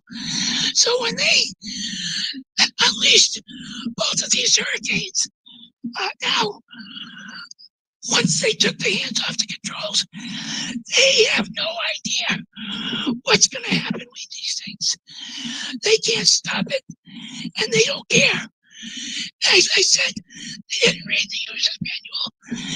Because if they did, they never would have let this thing go. But because it was targeting Republican rich environments, I believe that's our October surprise. And I yield. Sorry about my voice. It's about time. It's about time you came back. I know you couldn't cut me. If they cut me off and you never see me again, you'll know why. The Raytheon police got me. Mike, no Diddy. No Diddy, Mike. DM me. DM me in the back. DM me, Bumble. We had angry next, but Mike, I'm gonna give you a little emoji to check your damn DMs. Go ahead, angry. Sorry. And that was Raytheon, right? That's what he was saying. Raytheon was the one behind it. Yes, sir. Yes, sir. And one more thing. When we built the HARP technologies, while we were building it, they had to keep moving it, the construction of it, every 6 months to hide all the cancers, because they use electromagnetic radiation. So radiation over the years has caused a number of employees cancer, but they keep moving it around to hide all the incidents. So there you go. Thanks, Bumble. Go ahead, angry. Sorry about that. No, it's all right. It's all right. Bumble has a lot of interesting stuff to say, so he can take the floor whenever he wants. What I wanted to mention, a lot of people don't know, is electoral colleges, representatives, and the Senate are all basically, the seats are allocated through census, right? According to Article 2 of the Constitution. During census, though, they don't ask for voter ID. They don't ask for driver's license, right? So if there's 40 million immigrants in the state of California, they might just get a few extra seats everywhere and more votes during the electoral college, right?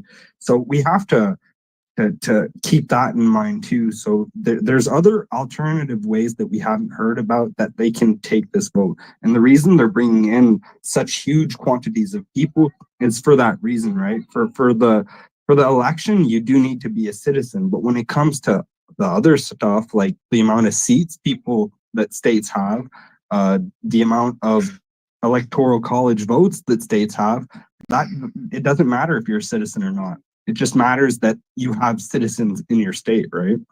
So we should keep a check on that. Absolutely.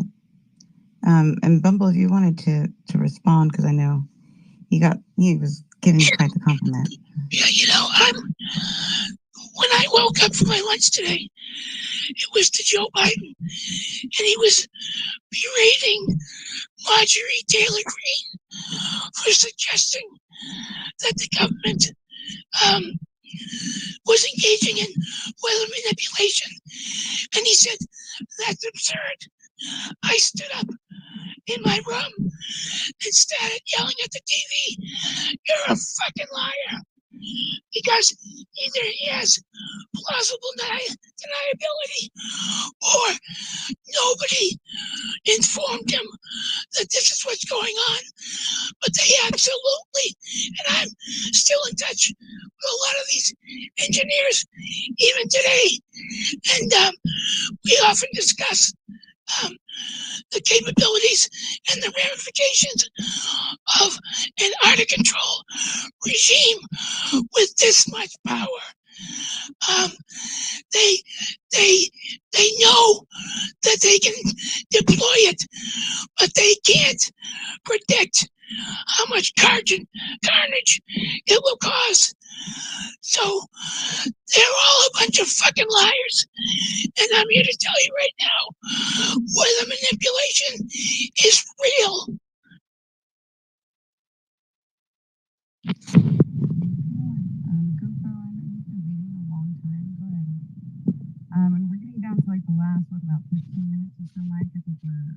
I could barely hear you. Are you talking underwater again, No. Destiny, or what? Am I coming through bad? Now I could hear you. Oh, I'm sorry. I was just saying that a GoPro was next, and then I know we're kind of speed rounding it, Mike. We're trying to close it at 10 for my time. Yes, no. Yeah. We'll just speed round it, and then we'll wrap it up whenever whenever the two ladies feel like, because now that Alpha's not here, y'all are obviously in charge, and I know 100%. Just want to, yeah. Go ahead, GoPro. Ladies and gentlemen, hello. Very brief comment. I can't hear him if he's talking. Yeah, he's talking. Okay, hold on. GoPro, I'm gonna send you down, bring you right back up. I wish they had a Jeopardy music function so that during this time, because it sounds like it would just be. It's really not an annoying song. It's actually kind of cute. So like, I would totally love to have that button. I can fill the void with song. Thank you, Bumble. Just hear me. Yeah. I can hear you now, Mr. Solutions. Let's hear him. Hey, What you got? thanks for the time to chat. Super brief comment that circles back to I believe what Nikki had said. The hurricane and storm victims may not have their voter ballots or even a polling place. And I think that's an important conversation. Thank you. That was incredibly brief. Oh, elaborate just a little bit though. Sure. With the emergency, federal government emergency, brilliant way to lever our rights. Okay. That's how you get the people who don't have a poll or lost their mail-in ballot. That's how you get them their rights to vote. Yeah, that makes sense. Yeah, no, I see what you're saying now. Yeah, no, it's tricky because like we were saying earlier, they show you one thing in one hand and they have the secret and the con is in the other hand. You know, the sleight of hand that the federal government has, and it's not even that they're good at it, they just do it all the time. Like that's all that they are, that's how they exist. And I think what we were saying earlier was that, you know, this is the time now where we're starting to get used to it. I mean, think about this. So I come into spaces a year and a half ago or however long ago it was, and I go to this space and there's this chick named Maze hosting, right? And she's talking about all this stuff, and I'm like, what the hell? Like, come on, who is this chick, man? And all of a sudden it's like 15-minute cities and all this kind of, I'm like, what the hell is going on there? Like, what the hell is going on here? And then it starts all making sense, right? And then all these things start connecting to each other. And it's like, well, that makes sense too. And then you start going back retroactively to stuff that happened 10, 20, 30 years ago. And you're like, well, hang on a second now. Let's take a look at this, you know? And it's just, you know, and then freaking, you know, then you get in the freaking Dustin and Jen cult. And then all of a sudden it's like, maybe the Republicans aren't the Republicans. Maybe there's this freaking magical uniparty going on in there. And it's like, what the hell?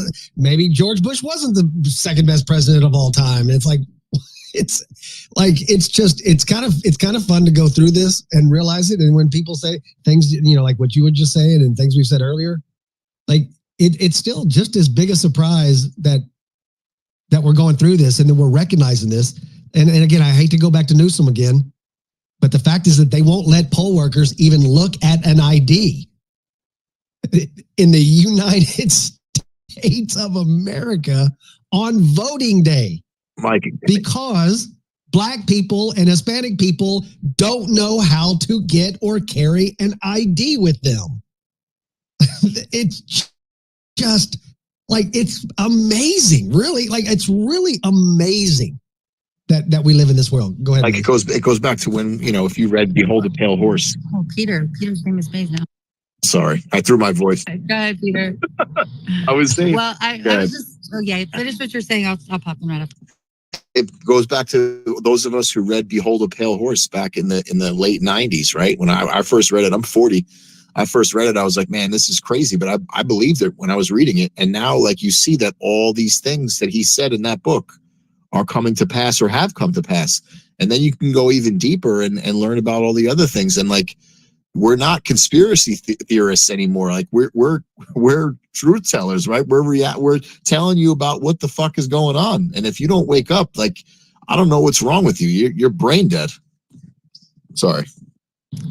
No, it's okay. So listen, people like me, I live for moments like this where somebody actually acknowledges, yo, maybe Mays was right. Maybe Mays was right. Because, when I first heard about the Great Reset, it was actually so unbelievably shocking to me that I had to research it. And then the more I dug, the more I found, and I made it my own personal, goal to strip away anything that was false and to just bring back what was true. And it was very important for me to get that integrity, because it's easy to slip into the extremes and to want to believe everything. But understanding what we're dealing with, being in the nexus between these paradigm shifts, is everything I brought back was already enough. You didn't need the embellishment, and in fact it was all true, but it was difficult to get people to even fathom that, right? And it's because the term conspiracy theorist, it is a cognitive partition of sorts. People begin to throw everything into the recycle bin, and they don't even take that information into consideration. But then, as we've seen now with more access to information and to each other, these things are coming to fruition. And anyway, so thank you, Mike. I appreciate that. That you can at least admit that these are the things that you were like, at first these people are crazy, but when you begin looking at the stuff and not throwing it in the recycle bin, I think many of you would find the same thing. I mean, I'm even maybe these bowls, maybe these sounds these freaking bowls make, maybe there's something to that too. It's like, what the hell are you gotta lose? Mike, definitely, Mike. I don't know if you've ever done psychedelics, but do some psychedelics and ring one of those bowls and you'll see. Well, I have an addictive personality, so I stay away from things I really want to do and just hang around with people and things that I know have no power over me. That's why I'm here with all y'all, especially Destiny. Because it's like, what the hell is she gonna say? Well, she doesn't say anything interesting, So. I say all the interesting things. You just don't listen. Hey, ladies. That's on purpose. Ladies and company, can I address Dustin briefly, very briefly? Go ahead. Go for it. Okay. Yeah, absolutely. Yeah. So, Dustin, the way I see it, we have a tremendous opportunity between now and the election. Before all these new pedophiles get lost in the Diddy sauce and all the oil, there's a lot of new people around here, and I suggest a pilgrimage back to Pizzagate. When I first came here, I knew diddly squat about Pizzagate, and I learned it from you people. And I suggest there's many more people now that don't understand what's going on. So I think we should, I know it's an ugly subject, but I think we can all handle it. And before they all think they're going to skate, because now they have the Diddy as a scapegoat. But let's hit them where it hurts. And let's drag them all out into the sunlight. And let's do a repatronage of Pizzagate. What say you, Dustin? Yeah, no, but so I've been thinking a lot about this Bumble. I did the space. I did Mario Space tonight, and we dove into it. We scratched the surface of it tonight. This is an area that you have to guard your energy, right? Even if you're just looking at it, I'm always even suspicious of people who stay stuck in that rabbit hole. That's not a rabbit hole that you can allow yourself to stay in for too long. It's too dark, it's too demonic, it's too evil. But with that said, it's not even just Pizzagate Bumble. I'm seeing a lot of people, we need to go back and redo the COVID panels with all the doctors. We need to do the J6 panels again. And for those of us who've been, I think this year 3 of America mission, year 3 of us, like the core group of us doing spaces together. That first year was magic. Like it was magic to get together with a bunch of people who had different pieces of the puzzle that we could like connect dots with each other. And we need to remember that there are constantly new inflows of people, and that we have access now to, like, for COVID, we have all the doctors, we have so much more research, we have the people on the front lines, we have the whistleblowers, Pizzagate, we have so much more information, we have the confirmations now from the FBI and other things that the coded language that are in the Podesta and Hillary emails are exactly identical, weirdly enough, to these giant pedophile rings. We also have the whistleblowers, right? Aaron Stevenson, Carlos, Tara Reedus. I might be screwing her name up. There's a lot of it, right? But we have 300,000 missing children, 300,000 plus, and so we have.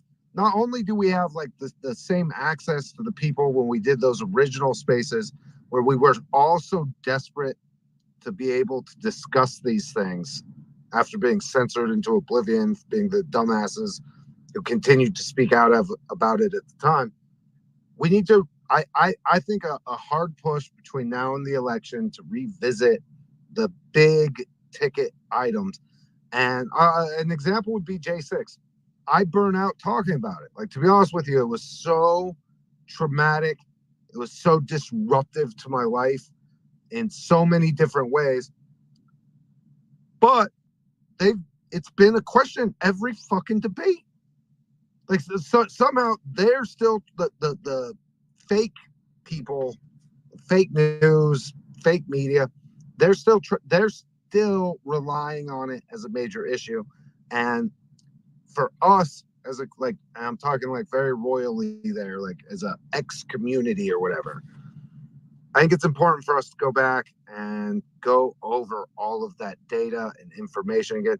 And same with the censorship industrial complex and all the things we did with the Twitter files and all of the things that we did with the Disarm Foundation and the psychological warfare stuff that we uncovered. When you think about how much research and things that we collectively have exposed in the relatively brief time that we've all been together on this platform as well. But we need to go back and revisit Bumble. My pledge to you, my brother, I will do a Pizzagate space sometime in the next couple of weeks. And we will once again go over like the full breakdown of just how insane it is that a bunch of satanic pedophiles were running the Obama White House. Fuck you, John and Tony Podesta. I would argue, Dustin, that they've been running large positions of our government for quite a while, unbeknownst to like everybody. And it's going to come out. Like, it's going to be a dark history. It's not like this just came about. This was allowed through a series of continual abuses. Like this doesn't just transpire overnight. This has been on for a while, in my opinion, but absolutely, I couldn't agree more. Sorry, yeah, Destiny, I kind of cut. Destiny.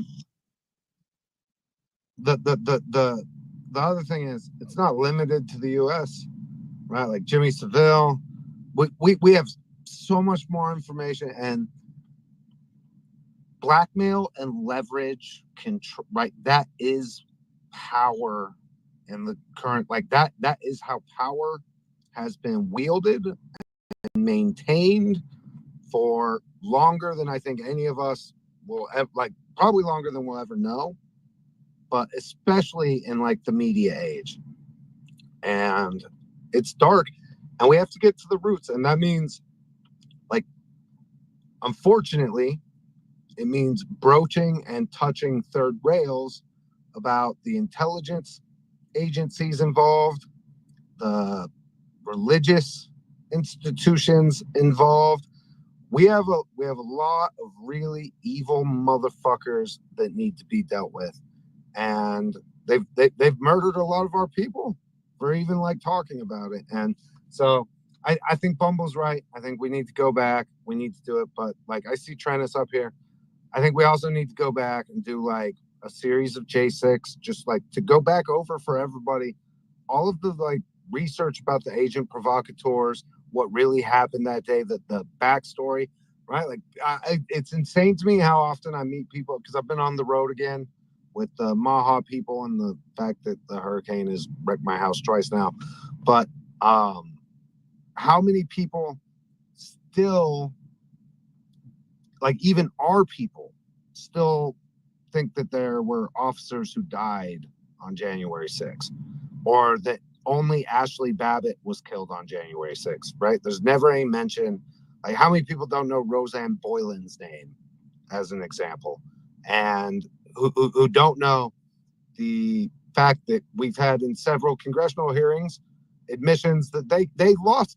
There were so many confidential informants and undercovers that they lost count in the crowd that stormed the Capitol. And so I think on these big, and COVID's the other one, I think on these big ticket vaccines, these big ticket items, I think one of the great services we could do between now and the election is just to arm people with that information again, with the realization that there are I see a lot of new faces, a lot of new profiles, a lot of new speakers, although I haven't been doing spaces as often as I usually did. So, well, you've been on the road doing the good work, man, even out there, and that's the best part. And I got to experience a little bit of that going to DC, and that was some really awesome magic. It was just a magical trip, and getting to see you and Jen and everybody was just so amazing.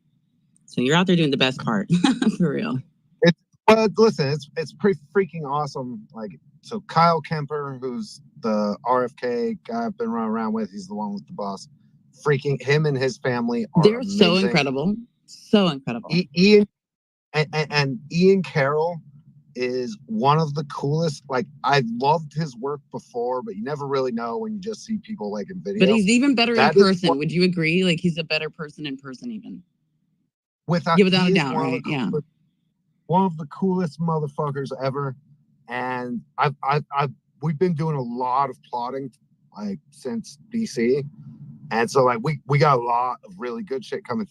And what's cool about that is I think for us, it's important that we that we do the spaces again and go over some of the information that like we all accept, but I think a lot of the new people don't, but that we expand out to other audiences. And Ian, there's literally nobody better at like getting viral video content about dark issues and like the stuff we talk about than Ian fucking Carroll. So that like kind of have him like as part of the crew now. I talked to him about that. I texted him just the other day and I was like, so after the spaces, I feel like you're going to be in spaces with us more, right? And he's like, yeah, I'm definitely doing more. I was like, that's what's up. Like, so I think he's, definitely coming in to be really invested and putting some serious amount of time into these spaces. And it's going to be so awesome, really awesome. And pairing that with like all the research we're going to go back over, perfect. Like, that's amazing. What great timing. And like, we got all the people that we need.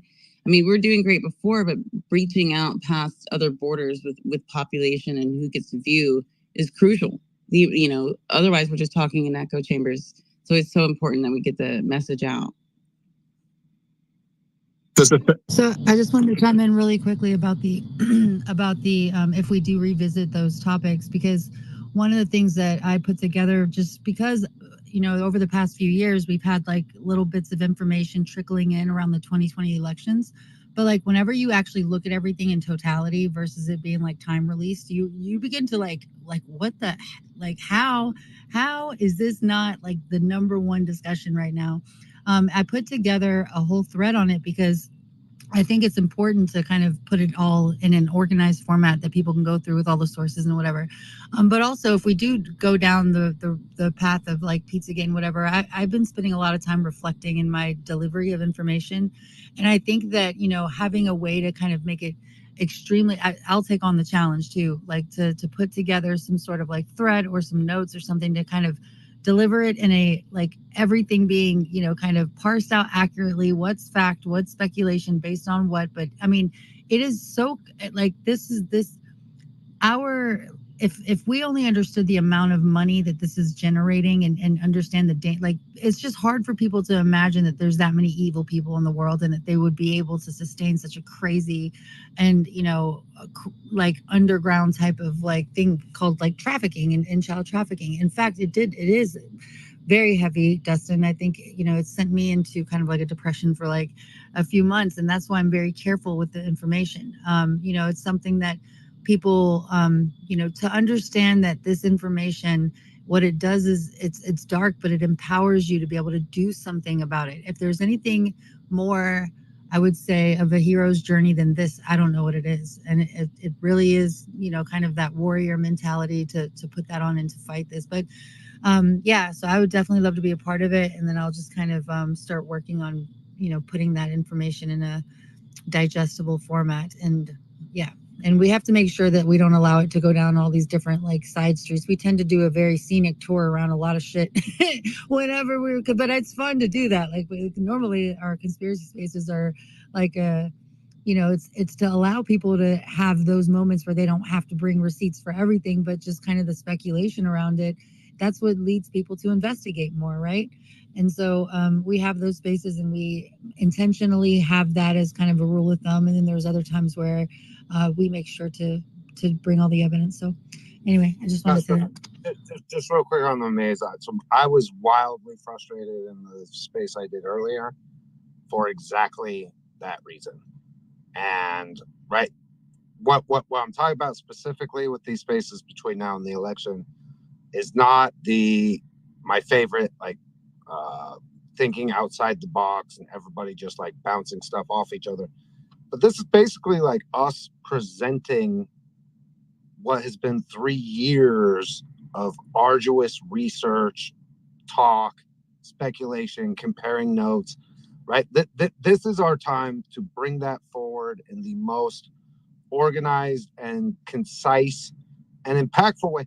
And like you said, making sure that it also includes those calls to action so that we're not just frustrating people by going over the same information, but like, here is how you can present it. Here is like because on all of this other stuff, we have an obligation to make sure that we're not just spinning people up without giving them an outlet to release that pressure that builds when you look at things that are this dark and this evil. I mean, there's a call. Absolutely. We could pull in, sorry, the last one, Peter, but we can pull in. So like what's going on with the border is very much connected to all that. And I think when you brought up all the children, like people do not understand, or maybe it's very difficult to make this connection, but what our tax dollars fund is horrific. And if we're not the ones that pull the plug on that, who will? So it's so important. It is an obligation. It's not like something that's charity. Okay. This is an obligation for people to begin pulling the plug on our government misusing the funding and in fact to to basically facilitate the most horrific thing that you can imagine, which is child trafficking. So like, why is it that we're just allowing them to get away with these excuses? And so I think when we pull in like Ryan Mata and JJ Carroll, people who have been they did 2 excellent documentaries. Amazing. One of them is yet to be released. Yeah, and they do it on their own dime and they're doing it on their own energy. And that's why they need like us. The least we can do is spread the information. I mean, it's not easy to compile all this and to go against, this is like, when you decide to go against this, like you're really, really, extending yourself into very dangerous territory. It's extremely taxing energetically. And I just think that all of the support that they can get from at least sharing this information, watching the documentaries and reposting that, post clips out of it, let people wake up to this because it's something that I think we're obligated to do. Sorry, and this will be the last thing I'll say about when we started America Mission, it was most of the people on the stage, who came together and said, we keep deep diving and people keep asking us, well, what do we do about it? And like the whole goal was us figuring out a way to do. And like that, it's not always sounds simpler than it was, but this is the time for us to like again like unite together to like pull this shit off and put this information out, because right now is when it matters the most. So count me in. We'll start some group chats. We'll get it all organized, and like we'll just start delivering these like, because they're gonna be amazing space. That's the other cool thing. We have so much more access than we had before. Is like before we had to cold like message people, right? Oh hey, and people randomly would show up. Now it's like, man, we know fucking everybody. We space as royalty, bro. Let's go. Hell yeah, let's do it. What is and let's make videos, and let's throw videos out there and cut them up, edit them, and get some consistent like little logos and stuff like that. Mike, I know that's your little same sneaky way of telling me that you were right about me making fucking videos, and I know he's been waiting for me to say this to him for. I mean, that's fine. You can go and say it in front of everyone. But you know what, Mike? You were right. Are you happy now? That tastes so salty coming out my bitter little mouth right now. I swear. Do you remember how I phrased it though? Like, do you remember how I phrased that though? You should be making videos, Destiny. I think it was like that. It was something like that, but it was like a psychological war game, is what it was. I know I mixed.